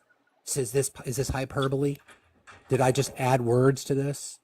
Am I the one that said proponents of these discriminatory practices have attempted to further justify them, particularly during the last 4 years, under the banner of diversity, equity, and inclusion? Right? Who does that target? DEI is just an easier way to say the N-word. Let's be real. Yep. It's fucking crazy. It is indeed. All right, we'll bring up Fish. Everybody, please keep tapping and sharing. Let's hit 400K so I can make Victoria blush. Fish, how are you today? What's up, my Can't put people? me How's with a it good going? time. How's it going? Good, good. I'll be quick. Because of you, because of Victoria, because of people like Obi and Matt and Erica and everyone else on this app, mostly you, Steve, though, I am running for school board. Yay! I'm so excited. Dude, you the man. I You am. the man. I haven't even thought of it prior to getting on this app and finding you, but that's thanks to you. Thank you, man. What are you gonna say, Vic? Send me your Act Blue link. I will donate to your campaign. Okay, I got to settle that up. Thank you so much. I can do it two ways. I can donate from myself, and I can donate from my campaign as well to support other candidates for office. And once you get it set up, Fish, we'll put it in our Discord link so we can encourage people every single time it comes up. We'll talk about it. Okay, thank you so much, guys. Keep it up. Good for you, buddy. That's awesome. Good for you. Way to go. That's freaking awesome. See that? That's the power of moving the power of moving the needle right there. It doesn't take that. It may not be running for office, may not be for you. It could not, maybe it's not school board, but like we talk about every single day, do something. And whether it be myself or Victoria or Obi or Rusty that motivates somebody to do it, I don't give a fuck. Just do it. Just go do something. That's fucking awesome. Fish actually reached out to me, asked about DMing me. I was like, DM me. I will talk you through it. Ask me your questions. So I'm so excited to hear that they're doing that, and it makes my heart happy. I love that. See, there's hope. There's hope. Hey, Rusty, how are you, buddy? I'm not exactly sure what I inspire people to do. Doesn't matter. Something. That depends on the day. But looking forward to you being out here, brother. Yeah, next week. We're inside of a week now. Yeah, do me a favor when you get off the live and pop me a text. I know you have previously, but pop me a text with the date. Sure. So that I forgot to put it in my calendar. I've only done it 4 times. Rusty! I'll gladly do it again. Bro, you had one fucking job. No, I've had multiple jobs and limited brain space. You know that game where you got the little BB and you got to roll it around until it falls in the hole? Fucking hate that game. That's my brain. That's my brain. Hate that. So when we're all together, if you see me kind of rolling my head around, I'm trying to get the BB in the hole so I can finish a sentence. Yeah, listen, I'm coming to you guys. You figure shit out when we're getting some together. It's not going to be on me. I do enough. I need a break from chaos. Yes. Yes. Oh, sure. Just, let us take Rusty, the chaos. just send me your location, and I will look up a restaurant for you guys all to go to. See, we have people willing to help. I love anything that I can ignore my normal life, like anything that gives me reasons to procrastinate my normal life. I will 100% do that. Yeah. Well, it's not like we can't find places to eat in Los Angeles. We got it covered. That's a good point. We got it covered. Thank you. Our wife has it covered. Appreciate you, our wife. We appreciate My you. boss very has much. spoken. Yeah, I appreciate you. I figured I was going to ask her. I mean, I was just going to go right to the top. I'm going to go. Oh, I'm going to go to management. I'm going to work my way doubt. up to middle management. Assistant manager. You've worked your way to the middle. Awesome. What's on your mind these days, Rusty? Anything, what are you seeing out trying there in the not to. streets? I've just been running around, grabbing my head, yelling, "Someone get this thing off of me," and trying really hard not to just be as foaming at the mouth as I am capable of being, and trying to be reasonable and rational. Yeah. And I'm failing miserably.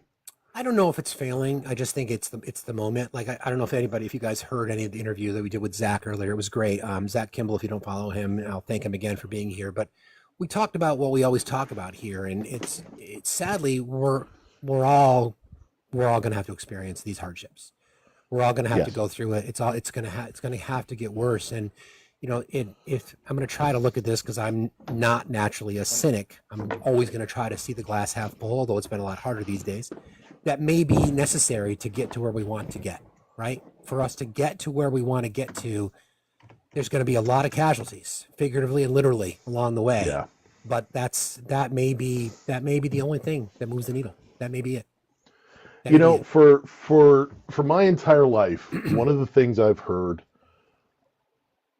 if we go back to the run up to the Iraq War, one of the things we constantly heard was, "We're going over there, so they don't come over here." I found a couple of years ago, I was going through some old stuff, and I found a bunch of newspaper articles about my father from his local paper in Rhode Island when he was in the Marine Corps fighting in Vietnam. And one of the quotes was, "We're going over there, so they don't come over here." Well, they're here now, and they're our own people. And this has been a brilliant long-term campaign by not only the right, but Mr. Putin, that has taken decades to slowly dismantle any faith we had in our systems, in our government, and in each other. And it was successful, and it was brilliant, and the fight is not over. No, I mean it's worse. You're right. And it's even compounded when you have the American president literally sharing Russian propaganda with his voters in America. When you have the vice president going over to Europe to speak to our European partners and to blame them, to blame their approach to free speech. When you have the Secretary of Defense standing there and saying that, listen, Ukraine should never expect to get the territory that was stolen from them back, and there's no way we're going to let them in NATO. That's how bad it's gotten. Yeah. That's how bad it's gotten. I mean, the demise. I mean, quite frankly, I've been very adamant over the years about my thoughts on American expansionism for the purposes of what. I mean, I certainly believe in humanitarian aid, and I certainly believe in helping communities benefit, use the power that we have to help those communities. But I've always been opposed to it. But now you're opening the door. You've given Europe to Russia. I mean, how else do you explain it? Who's going to stop it? Absolutely. And I remember a photo from a Trump rally where these two old gummers are wearing T-shirts that say, "I'd rather be Russian than a Democrat." And and I'm sitting there saying, and I come from the days of better dead than red. Yeah. And what happened? I mean, we all know what happened. The question is rhetorical, but even lately, especially when I've been in lives and people have been exposed to new information, the MAGA voters have been exposed to information, and they're going, "Well, I never heard this. This is new." And it's like, no, it's not. We've been screaming this from the hilltop for a decade, but you guys ignored us because I don't like listening to educated people. I don't like listening to liberals. I don't like listening to somebody who doesn't toe my line. And now it's the find out stage, and some of them are finding out, and I have not one iota of sympathy for them. Zero. It's okay, you found out. Now what? Now what are you going to do? What are you going to do to help fix it? You broke it, you fix it. But yeah, I mean, you're right. I think we're all coming to terms with that we're going to hear more of these horrible stories that our friend Moth had to share with us and others in their community and beyond. But it's like, what do we do next? So this is my call to people on the left, right? Like I always do. I want you to be angry. You should be angry. Be on team angry. Use your fucking privilege that you have in this fight, but don't stop just because we might fix it now. We've proven that apathy, arrogance, and entitlement contributed to why we're here now. We've now proven that, right? Yeah. So you didn't show up in 2016 to vote for Hillary. You didn't show up in 2024 to vote for Kamala Harris. You don't participate in democracy. 60 million people don't show up to vote. You basically say, yeah, somebody else will take care of it. You pick a cause, the cause that you claim to care about, but yet you couldn't bring yourself to vote for a black woman at the end of the day. So I don't want you to think that when we fix this, because I firmly believe I'm in the fight that we will, I don't want you to say, okay, I'm good now. I can go back to hiding in the corner and passing the buck on everybody else. No. Well, if we're going I to think fix this, if we're going to fix this thing, then we're going to fix it permanently. If we're Yes. going to accept the fact that people are going to suffer, then what the fuck are you going to do on the other side? 100%. And I think there's another layer to it that I've certainly been discovering over the last couple of years, which is to the people that the right propaganda machine knew they couldn't get to with their ideology. Somebody posted up both sides. Both sides are guilty. Both sides are bad. And creating disenfranchisement among people who are just tired of the process, tired of, they don't want to do the research. They don't, well, both sides are bad. And that's when you get the Jill Stein voter. That's when you get the, the non-voter, where it's like, it's two wings on the same bird. I am so sick and tired of hearing that. Yeah. And I have a friend who is liberal, who listens to far left-wing podcasts. And I've listened to some of them, and they sound like liberal versions of Sean Hannity and liberal versions of Alex Jones. But they preach the both sides. Yeah. They, it's no. And his opinion is we just need to get rid of it all, have, war crimes tribunals for everybody and start over. You can't do that. That's asinine. Starting over is revolution. What happens in revolution? Horrible, horrible things. Yeah. You get into the system and you fix the system from within. That's how it works with the best possible outcomes.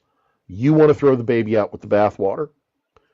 And I said something to him the other day about conspiracy theories, and he went on about how, it's been proven that, but that the pushing of conspiracy theories does this and blah, blah, blah. I said, you realize you're telling me there's a conspiracy theory about conspiracy theories? Yeah. I think I've noticed what I've seen recently is they're using the both sides argument to justify their vote. They're not ready to regret it yet. There's not a lot of remorse, but it's actually gotten even deeper than that, right? Now they're saying, well, initially they said, I'm voting for Trump to fix it because he told them that he's the only person to fix it. Now that they've seen that he's actually not going to fix it, that he's going to tear it all down, now they're saying, I voted for Trump to tear it all down. So It doesn't matter, again, it doesn't matter what he says or does. They're at this point where they're just obviously so deep in the cult, we know all this. The problem is, my concern is that the exhaustion on the left will keep people away. And that's why every single day, I know Victoria talks about it, I know you both talk about it, this is why we have to push for activism. This is why we got to push for people to get involved. This is why we have to push for, it's not just the special election in April, it's not just the midterms, it's not just 2028, it's every day. It's beyond. Well, and no, please, Victoria, you go right ahead. Thank you. I was going to say here, Rusty, when we're talking about these things, one thing that I've noticed, especially with far left people, that they don't understand where they are on the political spectrum. So, I challenge every leftist to Hold on, I'll be right back. My dog got my shoe. I'll be right back. Okay. I challenge everyone to go and take the political spectrum test. I have 3 videos about this. The first one being showing my results from each individual test. Then I show my results from 2020, and I think I did this. I don't think I did this for 2024, but I show my results for 2020 because I would be considered a Green Party based on policy, all the things.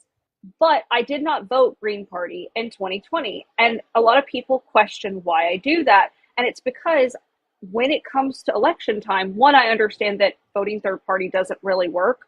The way our government is set up currently, I want to see that change. But also in 2020, when I took my test about I stand with to see which political, which person running for office worked best for me, Biden was in the 90s.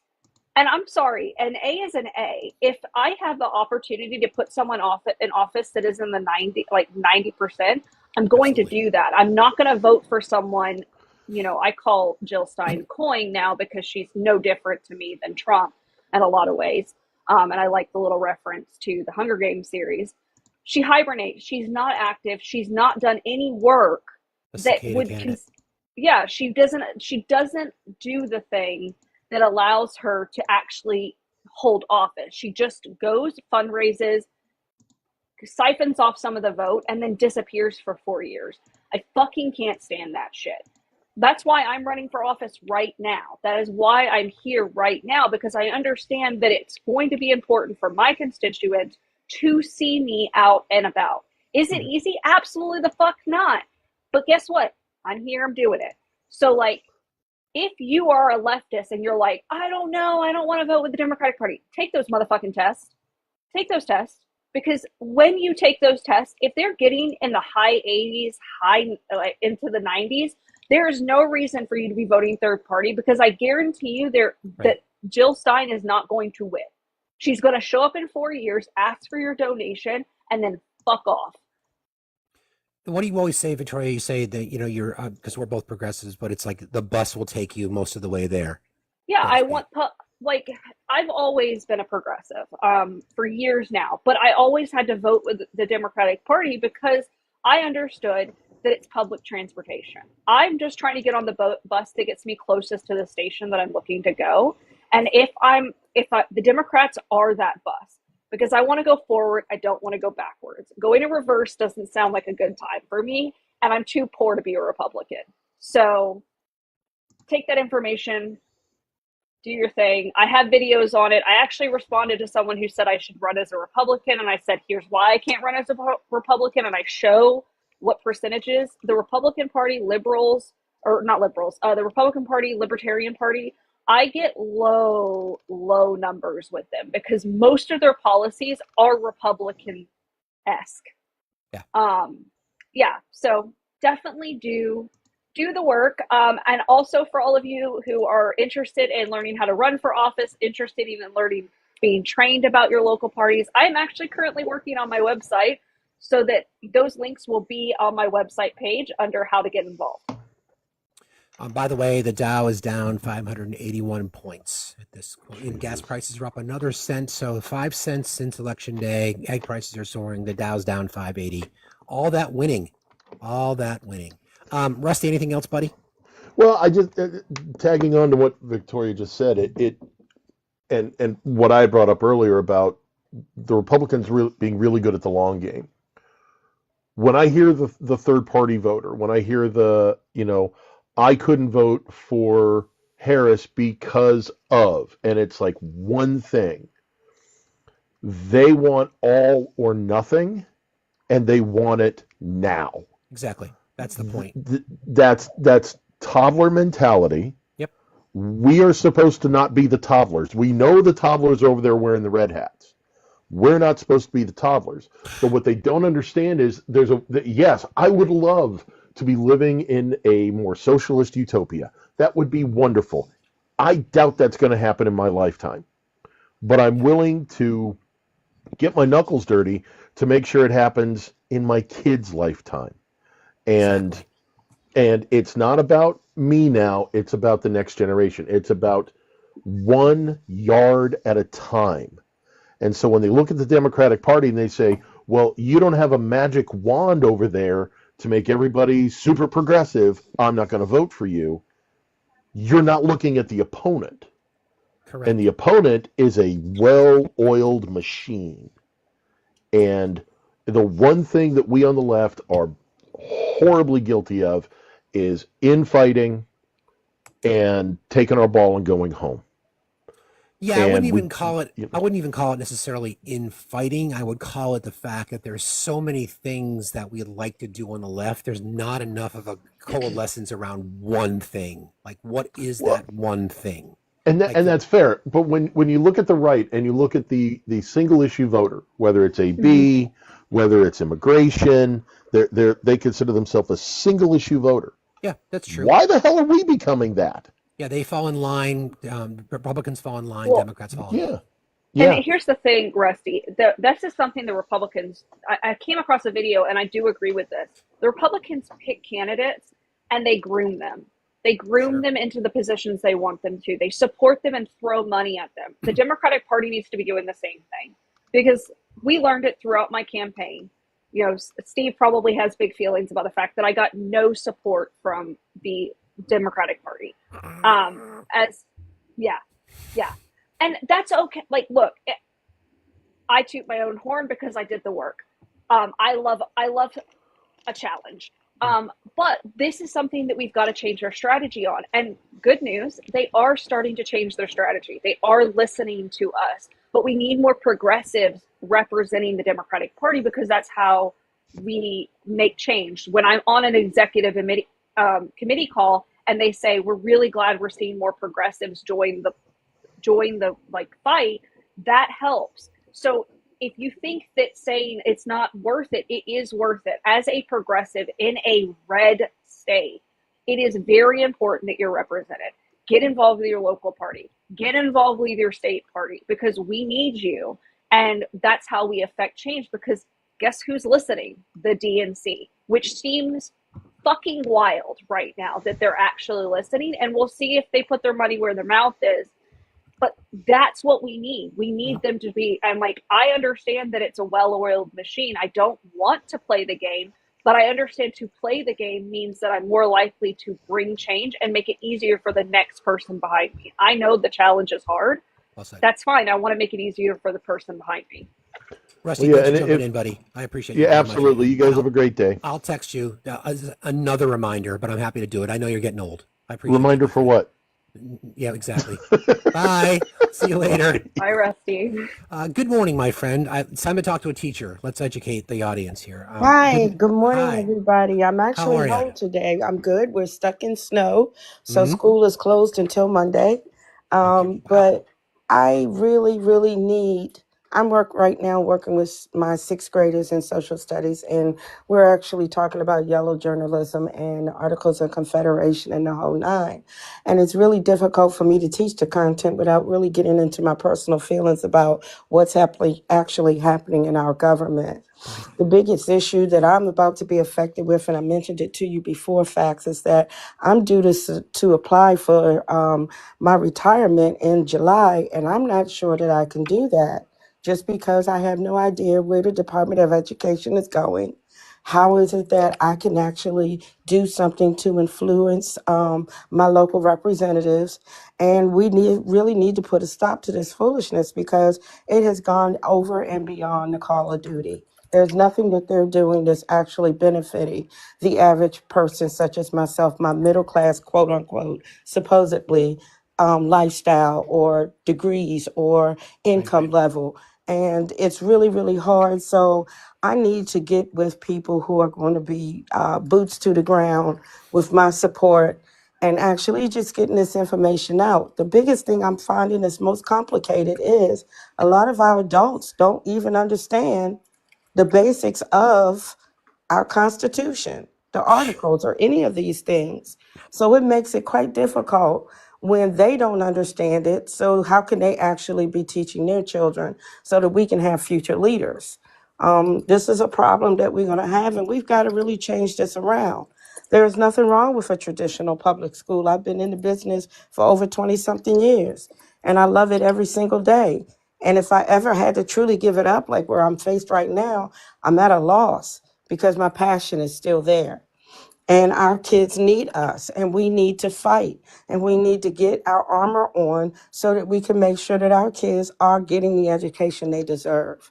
So if Victoria or someone else here can help me out and just kind of give me some guidance at this point, I'm just ready to hear it. You and I have talked about this before, and you know my stance on it. I want to overfund public education. I want teachers to be sought after. I want there to be competition across the nation for teachers. I want it to be one of the most attractive positions it is, aside from your loyalty and your dedication to the kids, but big picture, right? And I think I had a freak out moment with both Obi and Victoria about Pell Grants, because I'm counting on Pell Grants to pay for my daughter for college. I don't know how the fuck I'm going to pay for it otherwise. So it's things like that. To your point, friend, people don't understand. All they hear is what they're told to believe. It's just like everything else, whether it be women's issues, rights for LGBTQIA, rights for the BIPOC community, rights for everyone. They're told that the DOE is the problem, that there's fraud and there's corruption, indoctrination.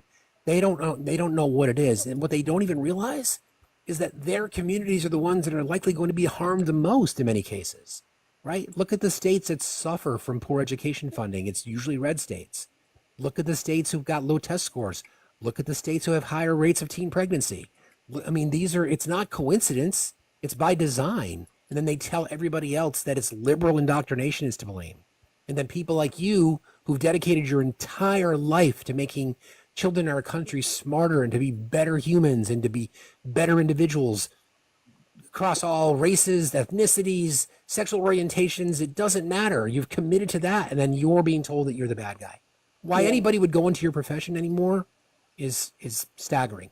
Well, the problem that we have too, Facts, and just so that everyone here knows, there are colleges and universities right now that are actually not even offering education professions anymore. They've taken it out of their curriculum. They're not even actually training teachers. So we're actually getting ready to see an even bigger shortage. And them coming up with the voucher program, statistics has shown vouchers, charters do not learn any better than a traditional public school. In some instances, their scores is just as bad, if not worse. So the thing of it is that they need to do their research and understand that this whole voucher situation, it is nothing good, because what happens is our lower income students and families are not included when those notifications are being sent out that they're offering these charter schools, because that money for each public school student is going to go to the charter school, which means it's going to dismantle that particular school, that particular district. Correct. None of the states can afford to pay for their education. We need the funding from the federal government in order for us to be in compliance with the American Disabilities Act and other things that are actually in the traditional schools that you're not going to get, because charters don't have to offer that. They can, but it's not something that is mandated in every state. That's correct. I love you, friend. You know that. Go ahead, Victoria. I just wanted to add, I know that as an educator, thank you so much. My mother was an educator. And I know that a lot of educators, they need to protect their income versus making, in this time where we want to educate students on these things. So if you are a parent in the chat or you know people with children, one of the things that I feel like can help your educator friends who are trying to protect their income as well as educate their students is taking some time to educate your students outside, or your friends. If you don't have children, offer to help your friends' kids learn a little bit about these histories, because realistically, we know that they're going to continue to whittle away at education. And we don't want children to suffer, because they will suffer from this, and our educators will suffer because they can't complete their job. They can't build it out. So educate your students. Educate your children. Make sure that you're offering those conversations, and it doesn't have to be intricate. It doesn't have to be, like a lesson plan. It can just be a conversation, talking about situations. As a student who got education outside of school because of the school that I went to, it was very, very, very beneficial for me as a student. It also made me push back as a student against administrators and teachers who weren't interested in actually educating students. So I hope that helps. I know that's not a best answer. Get me in office so that I can help protect education, because I'm so tired of, this administration attacking our educators and the amazing work that they do. Hear, hear. Thank you. I appreciate that. I just wanted to jump in, as I always do, and just give my soapbox speech. But people, we really need to make sure that we are protecting our children. At the end of the day, This is what this is really all about. It's not even about our actual discuss. We're going to be discussing, but just like Victoria said, it takes a nation to raise a child.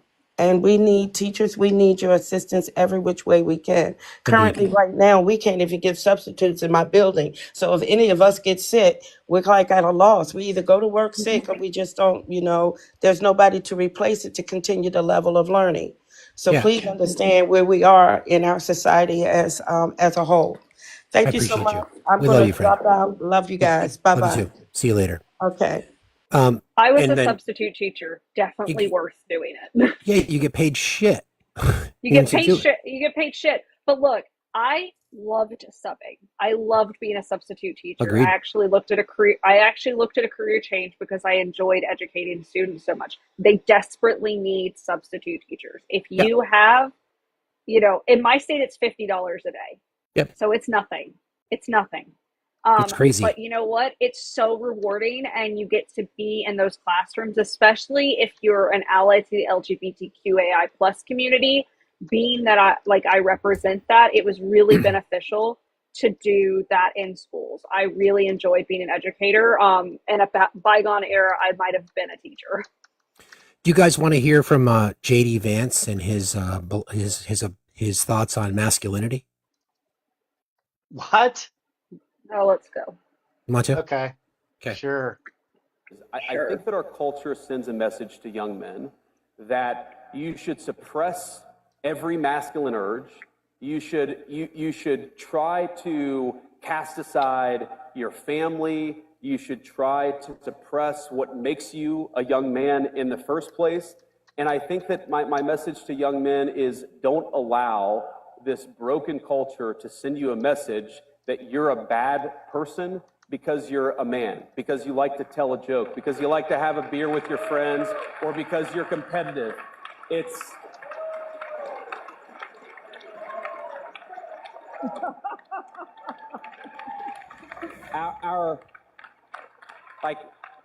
our message, the cultural message, and I think the president's and mine is the exact opposite, but our cultural message is, I think that it wants to turn everybody, whether male or female, into androgynous idiots who think the same, talk the same, and act the same. We actually think God made male and female for a purpose, and we want you guys to thrive as young men and as young women, and we're going to help with our public policy to make it possible to do that. Vice President of the United States, by the way, I mean in case this anybody with forgot. full fucking disrespect, JD Vance. Get fucked. Jesus Christ. So the quote is, our culture sends a message to young men that you should suppress every masculine urge. My message. What does that mean? I don't know. So our culture, so I can imply what he means. Our culture sends a message to young men that you should suppress every masculine urge. My message to young men is don't allow this broken culture to send you a message that you're a bad person because you're a man, because you like to tell a joke, because you like to have a beer with your friends. What kind of okay, hold on. Can we just unpack this for a second? What kind of men is JD Vance hanging out with? Because I enjoy a nice, neat bourbon, as my husband will say. A lot of my friends are male. I enjoy hanging out with dudes, much to my surprise sometimes. And I'm just curious, who is he hanging out with who's telling him that they can't be masculine together? I have questions. Well, I think the first, and this is where Obi went. This is where I went too. So our culture sends a message to young men that you should suppress every masculine urge. So let's unpack that a second, shall we? So we know that most men in our culture have but two emotions that they show. It's either anger or lust. And oftentimes those things are combined. So what he's saying is, because you don't feel bad because you want to tell an inappropriate joke. Don't feel bad if you want to act out on your urges. Don't feel bad that you can diminish women because that's just you being a guy. And don't let society tell you otherwise. Yeah. That's wild shit. The vice president of the United States saying that crap. First of all, let's That's break wild. something else down here, because first of all, I can't even watch him speak. Let's be honest. He is an Ivy League Crazy. educated elitist who is pretending to be like you and to like you. Guarantee you he does not like you at all and does not care about you at all. Not at all. Now, that's point one. Point two, what he's talking about is white Christian nationalists when he talks about society, right? He's talking about toxic masculinity as if it's still acceptable. He's talking about the John Wayne syndrome, who, by the way, was a coward and a draft dodger. He's talking about some kind of machismo thing that has long since expired, right? So that's the framing that he's in. He is in no way really a part of that. He is simply like every other Republican who gets elected. They care about one thing, and that's power. Mm-hmm. That's it. He doesn't care about you. He doesn't even know what it means to be a man, right? Suppressing? No. Like, this guy is just such a piece of shit. Like, literally. I have found piles of dog shit in the park that I could have more stimulating conversations with from a man with an Ivy League education. 80% of all elected GOP are fucking Ivy Leaguers. And you simps in MAGA keep falling for their bullshit. This is what I don't understand. You want to accuse the three of us of being elite or talking down to you? Have you any idea what they say about you behind closed doors? Because I guarantee you they laugh at you because you keep just making it rain with the money you don't have. You keep giving them power and letting them take all of your power. That's exactly right. This That's is what's exactly right. fucking right. Yeah, I mean, it's like shocking, right? So how do we address this again? The quote: "Our culture sends a message to young men that you should suppress every masculine urge." I don't want to be hyperbolic here, but if you have an urge to assault a woman because that is your masculine urge, apparently that's okay in JD's mind. Apparently, my message to young men is don't allow this broken culture to send you a message that you're a bad person because you're a man, because of those urges, that apparently it's okay to have these urges to assault women. That's totally fine in his mind, because you like to tell a joke, because you like to have a beer with your friends, because you might have lustful thoughts about a woman and you want to act on them by assaulting her. That's okay because you're a man. Yep. Right.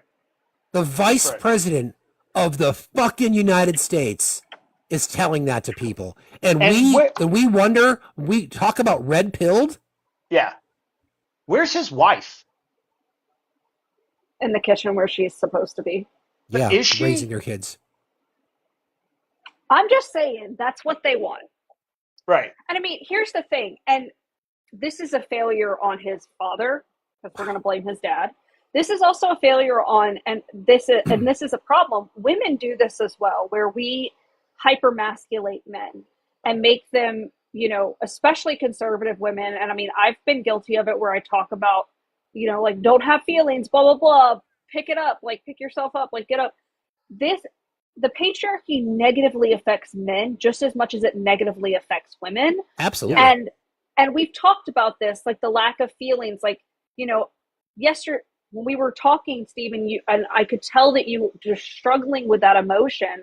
I'm like, no, you're allowed to feel that. You're allowed to feel, like, giving you permission to be vulnerable, giving you permission to feel those feelings. Like, that's what we should all be doing for each other. But what he is advising is that I tell you, Suck it up, buttercup. It'll be fucking fine.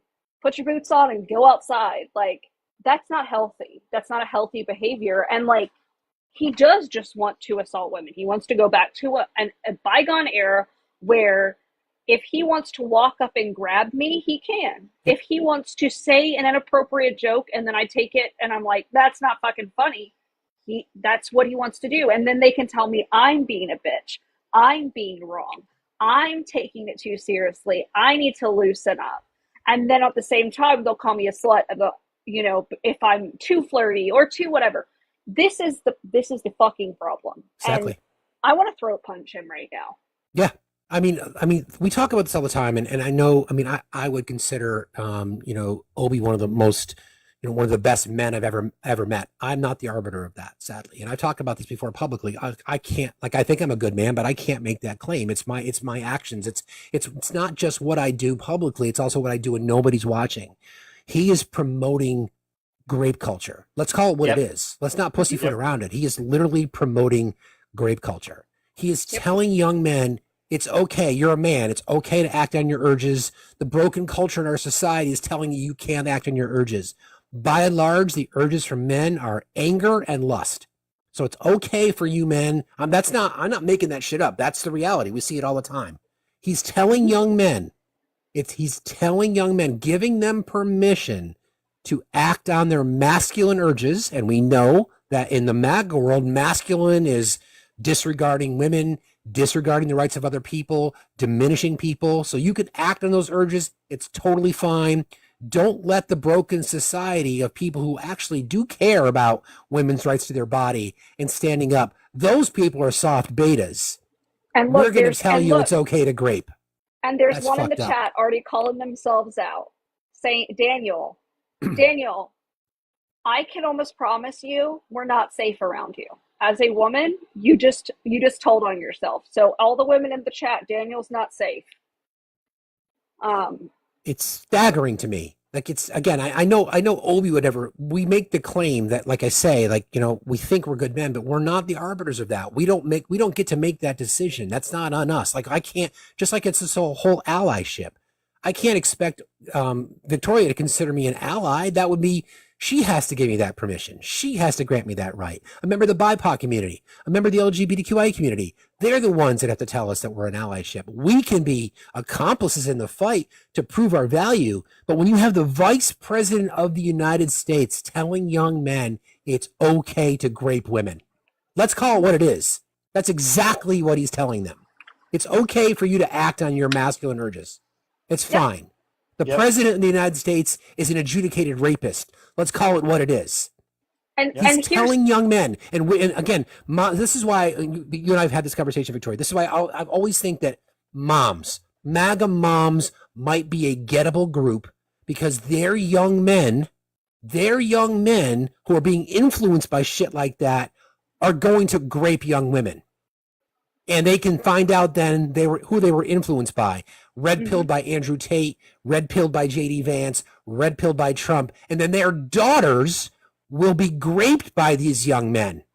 Those same people that are influencing that same circle. That is fucking making me so angry. Every woman listening, and the 780 people in here, every woman heard that for exactly what it was. Yep. Unless they're MAGA, they heard it for exactly what it was. And if you know that J.D. Vance meant that, I don't even know what emoji to put in the chat. Put cupcake in the chat, because that's what gets me a violation when I talk about it. So put cupcakes in the chat if you know exactly what fucking J.D. Vance was saying, because we all fucking know, and you two as safe men understand that as well. But every single man who heard that, who understands it, you're going to be the person that has to go out and call this shit out. You have to call men out. And speaking of objectification, hey, Steve.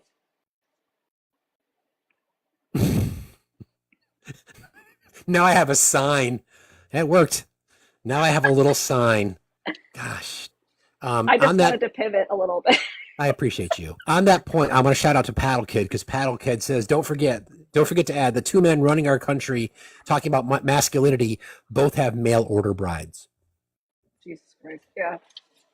Ooh. I mean, I want a Yeah. mail order bride. Can I get a mail order bride? Husband, are you Probably. still here? Hey, Is now. that on the list? Yeah, sure. Hey, if they can do it, why can't we? But I mean, again, to your point, I mean, the problem is that there's never been an appreciation for women from conservatives, right?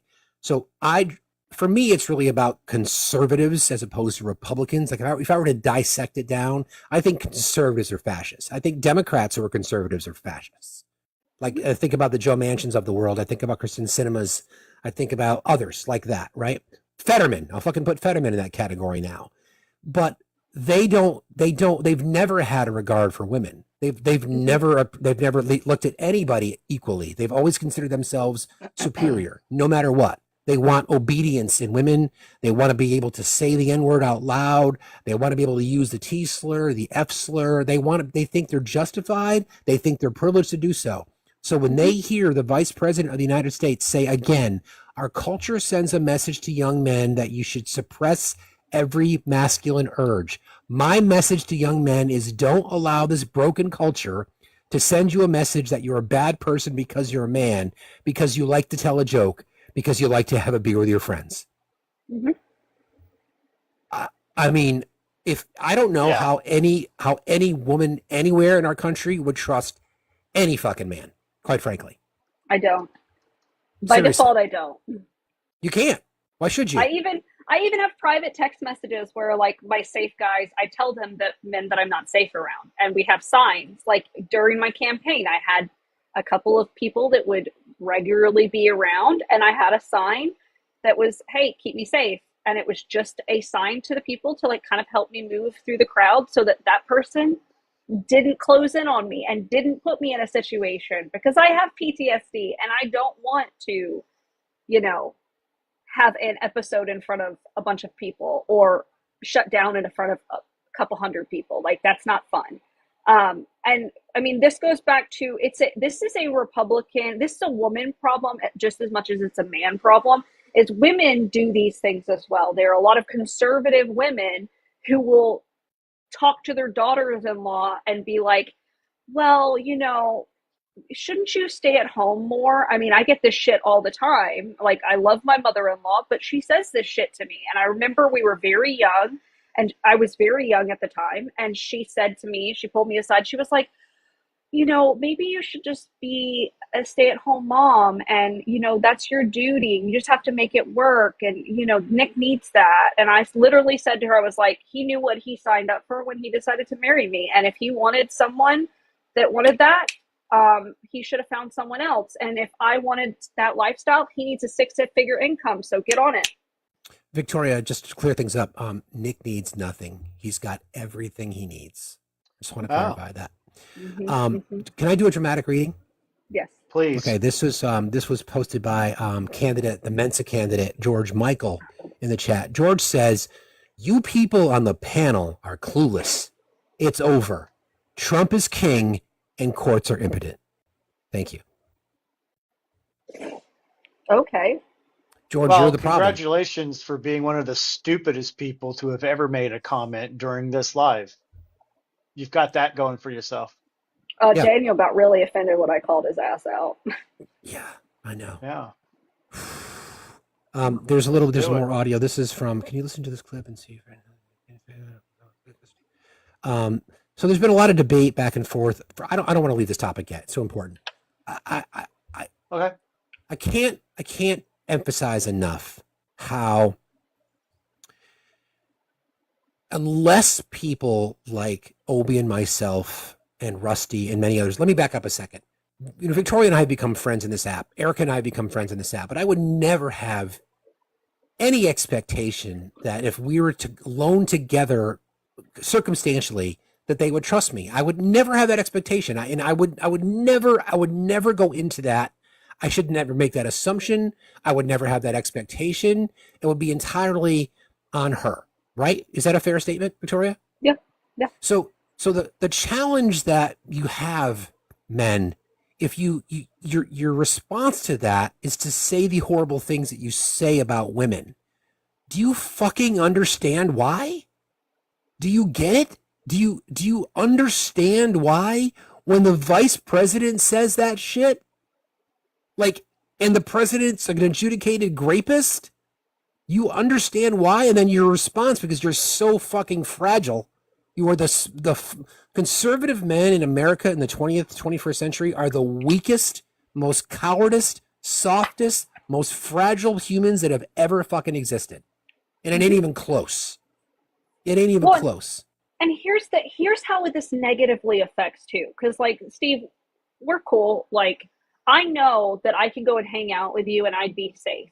But you would see the physical ramifications of constant harassment that has happened over the years and trauma around it. Yeah. Even if I feel safe in your presence, I've had male friends we've had this conversation before because we've hung out and they've had to witness it, of feeling unsafe, feeling like, oh fuck, like I know that this is a safe place, but I still don't feel safe because history teaches me that I'm most unsafe, especially with men that I know, most unsafe with men that I trust. And that is a negative ramification of it. And it negatively affects men again, because when you are the safe place, you are that person. What happens when you're trying to date someone that you have made this relationship with and they can't get past it? They're struggling. It's like a self-fulfilling prophecy, which some men might take it well and they'll just sit with you in that hardship. And some men are just going to walk back and be like, I just want to be a toxic dude. Like, it is such a problematic behavior. And if we can cut it off at the head, for lack of a better word, it's going to be better for everyone. And JD Vance, you missed the fucking mark, motherfucker, but I know that you were actually shooting a different, direction. He didn't miss it all. He knew exactly what he was targeting, right? And I think this goes beyond. So this manifests into our politics, right? So this is a societal issue that we obviously have to correct. And I've said it a million times, the patriarchy potentially is even more harmful to men just because we continue to perpetuate it. But now then it infiltrates our politics when you're passing legislation that say women in America to get health care have to get permission from the men in their life. I mean, that's a perfect example. I mean, it's never going to change unless we address these things. I had the privilege of being on the Misbehaving Women podcast, which again, people have been asking. MBM stands for Misbehaving Men, MBW. A lot of the Misbehaving Women who started the podcast, I'm honored that are in the chat today, and they were asking the question, have you ever said anything derogatory about women? And I answered yes, because I know I have. And I challenged a couple of guys that came up on their panel and said, no, I've never done that. I'm like, yes, you have. Be honest with yourself. I could ask Obi that question. Obi, you ever said anything disparaging about women in your life? Of course. See, that's the reality. That's the world we live in. We have to learn from our mistakes, right? I've said disparaging shit about women. Yeah. I found myself doing that, commenting on, I don't remember, it was someone, we were talking on someone's live, and I was talking about how one of the things I had to really break down was stopping seeing people who were comfortable showing off their body as like a reason to judge them. Like, I'm not comfortable wearing a bikini. You will never catch me in a bikini. Never. However, I found myself judging other women who would and are comfortable in those things. That there's nothing wrong with that. There's nothing wrong with that. And I don't comment on people's bodies anymore in that way. Like, if I see someone out doing that and like someone makes a comment with me, I'm like, I'm not sexualizing them, is now my response. Because we need to stop seeing nakedness as inherently sexual. It's not. That's not how that works. It's a Western thing. It's a Western thing. Yep. Being naked is not inherently sexual. Seeing someone's chest is not inherently sexual. But I mean, again, these are these repercussions and these things that are going into our politics. And that's part of these abortion bans. It's controlling other people's bodies. I would not be surprised if they decide to say that no women can have short hair anymore, no women can dress provocatively, and provocatively mean Tattoos. holes in your pants, having tattoos, because those are all things that make men not be able to control themselves. Yeah, no, you should see some of the clothes I've been wearing when I've been attacked. It's not sexual.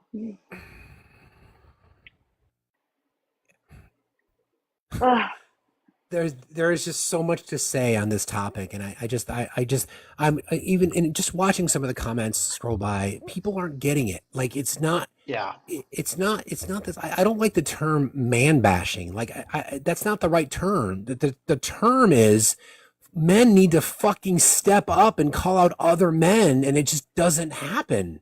That's the whole point. That's what I'm asking for.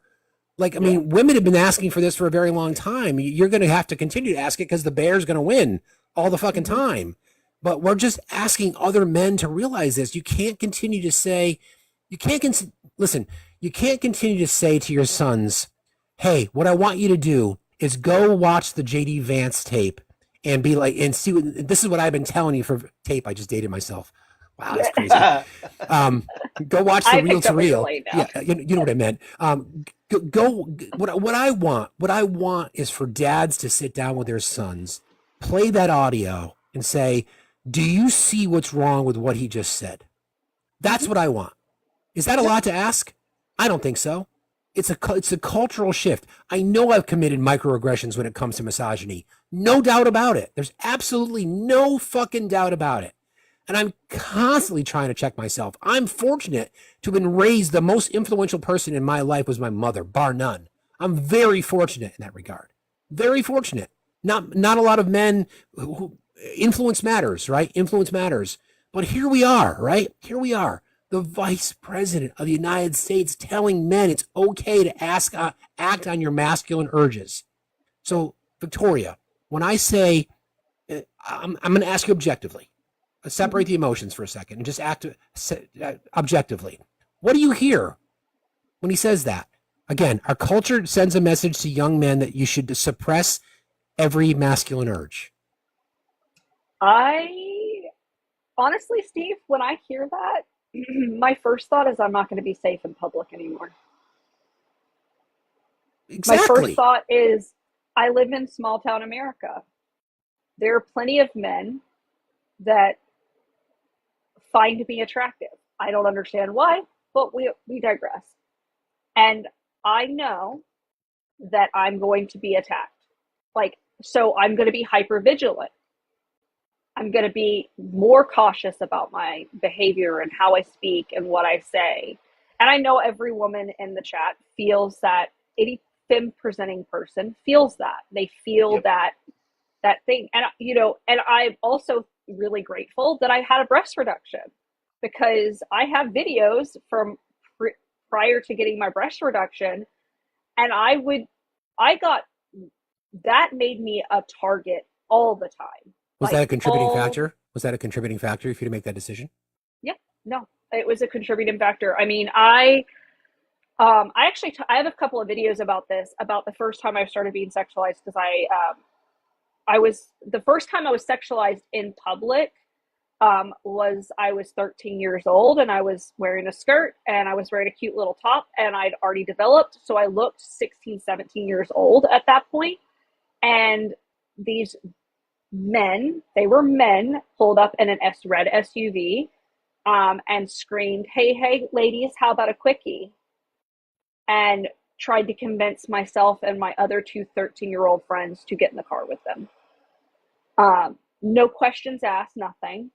I mean, and that's just one example. I mean, the most recent example prior to getting my breast reduction is a guy pulled up while I was walking with my children and asked me if I was a single mother, and, wanted me to get in the car with him. And I said, absolutely not. And he's like, well, can I get your number? Absolutely not. And it was one of those moments where I'm on my street. I'm literally doors away from my house. And now I'm uncomfortable on my own road. And that is not a unique experience. I have had plenty of men that I know that I trusted grab me, stick their hands down my shirt. I mean, but it was a huge factor of getting my breast reduction because it was all people saw when they looked at me. It was all people saw. If you go look at those videos, if I was running for office with that, hands down, I would have already had more than 1,000 comments about how my brains were in my tits. Period. End of story. Nobody would have cared what happened here. And what No people one. and what people don't understand, obviously, Victoria, I'm horrible to hear that. I've heard some of your stories before, obviously.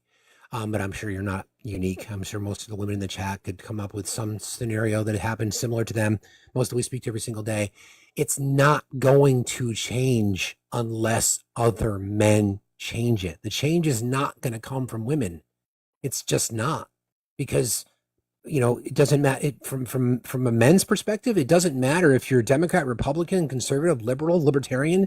By and large, you're misogynist. Accept it. Yep. Learn from it. Grow from it. You've been conditioned by the patriarchy to tell you that women are less than, that they are designed to be vessels to carry your seed, incubators. They're not supposed to make as much money as we are. They're not supposed to be respected. They're not supposed to hold positions of power. Until you stop shifting that argument, it's never going to change. So Daniel, I'm sorry, Victoria, I just want to finish this one point. If you want to say that you're an ally and you're an accomplice in the fight with women, you can't fucking say it. You gotta fucking do it. Yeah. Sorry, Victoria. Daniel, Didn't mean to interrupt. Daniel's back in the chat, so I'm assuming his mute ended. Daniel, come up and say it to my fucking face. Daniel, don't be a coward. If you feel those strongly, then come up so everybody can see it. It's you can all turn your men. camera on, but you won't do it, Daniel. This is the point. You just won't do it. It's all men, and it's women too. Because when I was essayed as a child, women and men said that I deserved it and I asked for it. I was 7 I'm going to years shut up. old. Obi will shut up. You and Daniel can have a chat. Love this. Hello? Good morning, Daniel. Hey, how are you doing? I'm good. How about yourself? I'm good. I'm at work, but I took a break because I'm keep getting on here with you. Yeah, I noticed. I noticed you've got a lot to say in the chat. You want to talk about some of that? Well, sure. I was just making a criticism saying you guys maybe are taking things a little too far. But I How am so? an ally and agree with most No, of you're what you're not. saying. Okay. No, You I tell mean me you're how not. not. You're not. And you're about to get really offended because I'm going to say you're not an ally. That's Because okay. You can tell me your opinion. Or... I mean, it's a fact. You're not safe, not a safe place based on the things that you're saying in the chat. You're not hearing what Steve is saying or what I'm saying or what Obi's saying. I'm just saying I think that you're taking it a little too far. Like with Why? Vance and his comments, I don't agree with him. But I was saying I don't think he's saying that you should go out and rape people or assault Yes, he people. I is. think that, well, see, That's exactly what he's saying. Do you have women in your life? Yeah, of Daniel? course. I have a wife. I have 2 kids. Yeah. I'm telling you right now, that's exactly what he's saying. Okay. And your inability to see it makes you part of the all men. I want to ask a question, Daniel. So we're going to break down what he said. Okay. He said, our culture sends a message to young men that you should suppress every masculine urge. My message to young men is don't allow this broken culture. So he's saying, again, I'm going to just talk about what he said. He is saying that men should be allowed, our society's gone so far that men can't act out on every masculine urge. So do you believe that men should be able to act out on every masculine urge? No. That's what he said. That's what we are criticizing.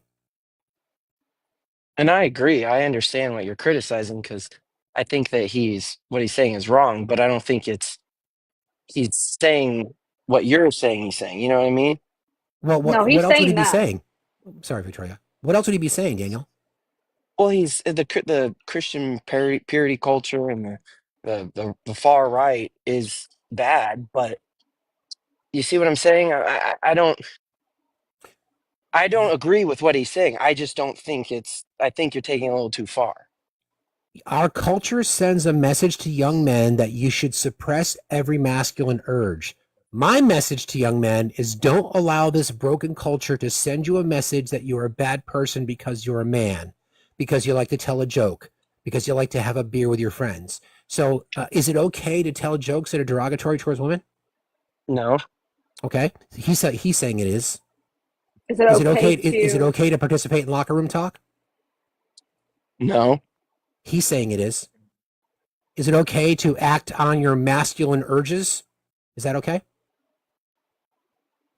I mean, it depends. I mean, you can have a masculine urge and act out on it if it's not hurting women, if it's not. What would be a You see masculine what urge, Daniel? What would be a masculine urge? I don't know, running and jumping and screaming and Women being have rough and women run and jump and scream. right. What's a That's not a That's masculine okay. masculine urge, Daniel? Hmm. Did John, let me make it simple. Did Donald Trump sexual assault E. Jean Carroll? Yes. Okay. Did you vote for him? No. Okay, good. So Absolutely not. good. But see, the problem right now, my guy, is that you are believes this as well. I believe it's all men until it's no men. Do you believe that?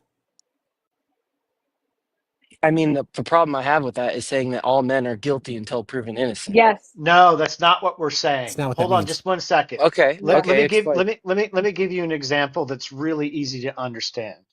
Okay? All cops are pieces of shit because they never ever prevent the actual pieces of shit cops from getting convicted. So cops are DV abusers. Cops are on steroids. Cops are taking money. Cops are doing illegal activity, but all of the cops stand up for them and protect them. Therefore, all cops are a fucking problem until there are no corrupt cops. Therefore, all men are the problem until all men stand up against the men that are making us look bad, that are doing the great culture, that are saying stupid things like JD Vance. It's not about guilt. This is not a fucking court of law. Quit being a simpleton. This is fucking insulting that you're trying to do this, that you're trying to split this fucking hair. This is why I'm angry with people like you. If you don't stand up to any of your friends that are pieces of shit towards women, you're the fucking problem too. Do you get it now? I mean, I get that you're very angry, but what about No, what do you the host? fucking understand the words coming out of my mouth? Quit fucking listening to my anger. I'm angry because you're a fucking idiot. Like the host Oh, said, we have see, to. no, no, no, no, no, no. See the nervous laugh, ladies? See that nervous laugh? Daniel cannot be trusted to be around you. Daniel is not safe. That nervous laugh is always the fucking tell. If you don't unequivocally say that it's all men until the problem is addressed appropriately and taken care of, until all men stand up against the pieces of shit, which I'm quite sure you fucking hang out with based on that nervous laugh, you are the problem. You are exactly the same as them because you said nothing. You did nothing. You stepped up and didn't protect anyone. You just let it fucking happen because you're a bro, right?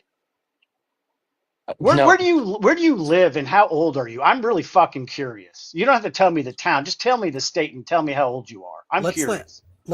I want Victoria to finish chewing on Daniel a little bit because I think it's really, really important here, Daniel. What we're trying to tell you, my guy, to be honest, and I'm trying to Piece of shit. consciously maintain my anger, is that you came up here saying that what JD Vance said was that I made it perhaps exaggerated or maybe made it a bit hyperbolic. That's where I was right. concerned. So Victoria, what else would you like to say to Daniel?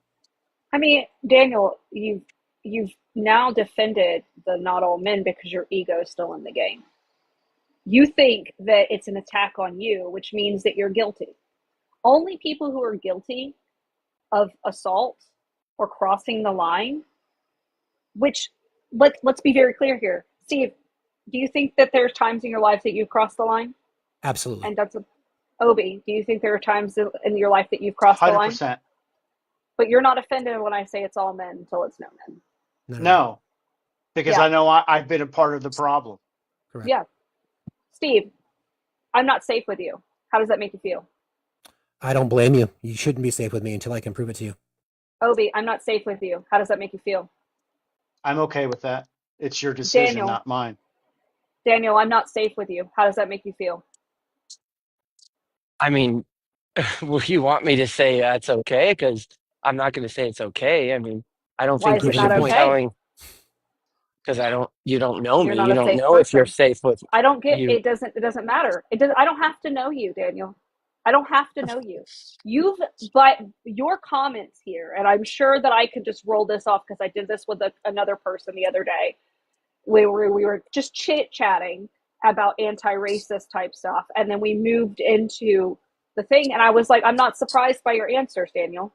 I'm not surprised that you just heard two men who are clearly doing the work, who are not threatened. I don't know you. Steve, when I first came up on Steve's panel, I didn't have any reason to trust him. No reason whatsoever. I don't know that he's safe. There's plenty of male creators on the staff who aren't safe. And I've been in their spaces. And so have other women been in their spaces. It's not an ego thing. It's not an attack. And if you're taking it as a personal attack, you haven't unpacked and deconstructed that. And that is not my job. I only help you deconstruct if I'm getting paid. Because it's not, it is all men until it is no men.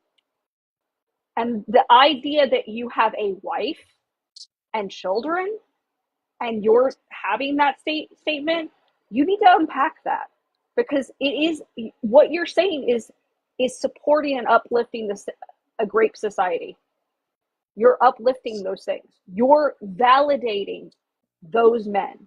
You're validating their behavior.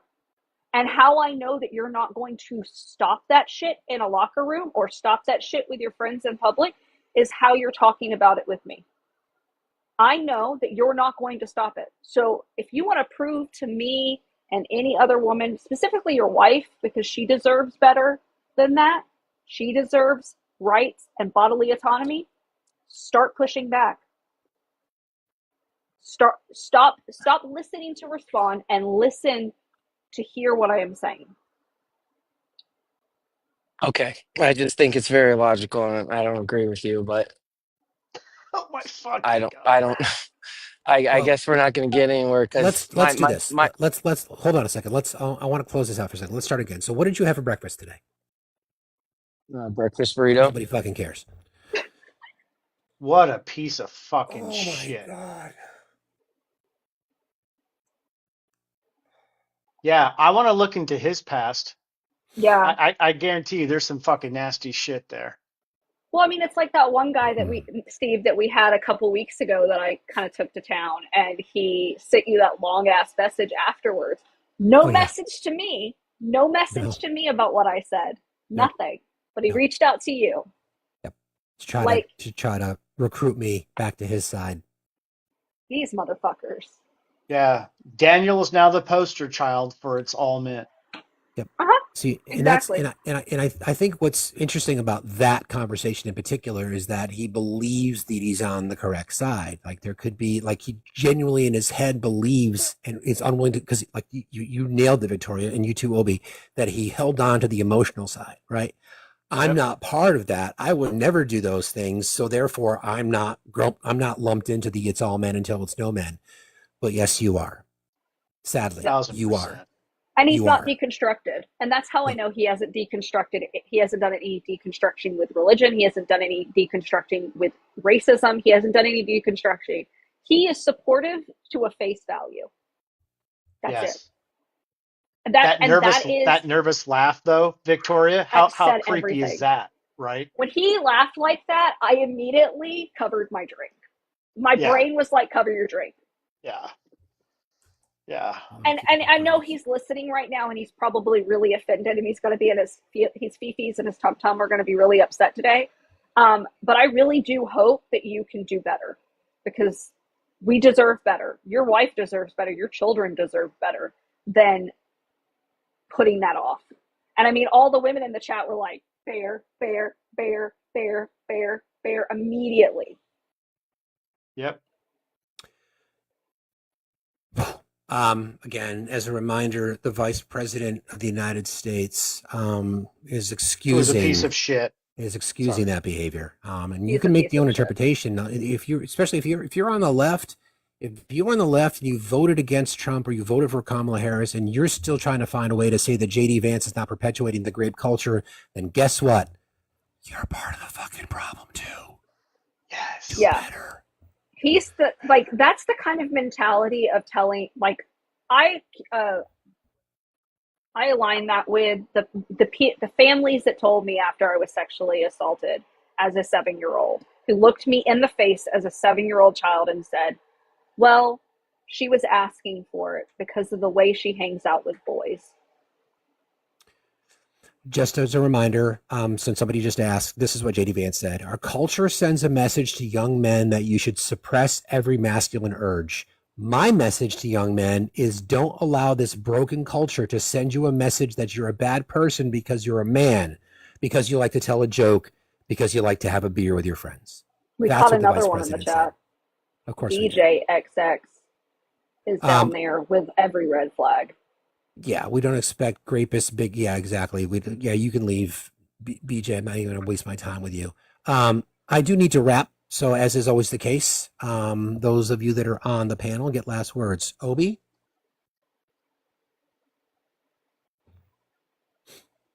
I'll go because then I'll run over to Matt's so that if you're, are you going to raid Matt today?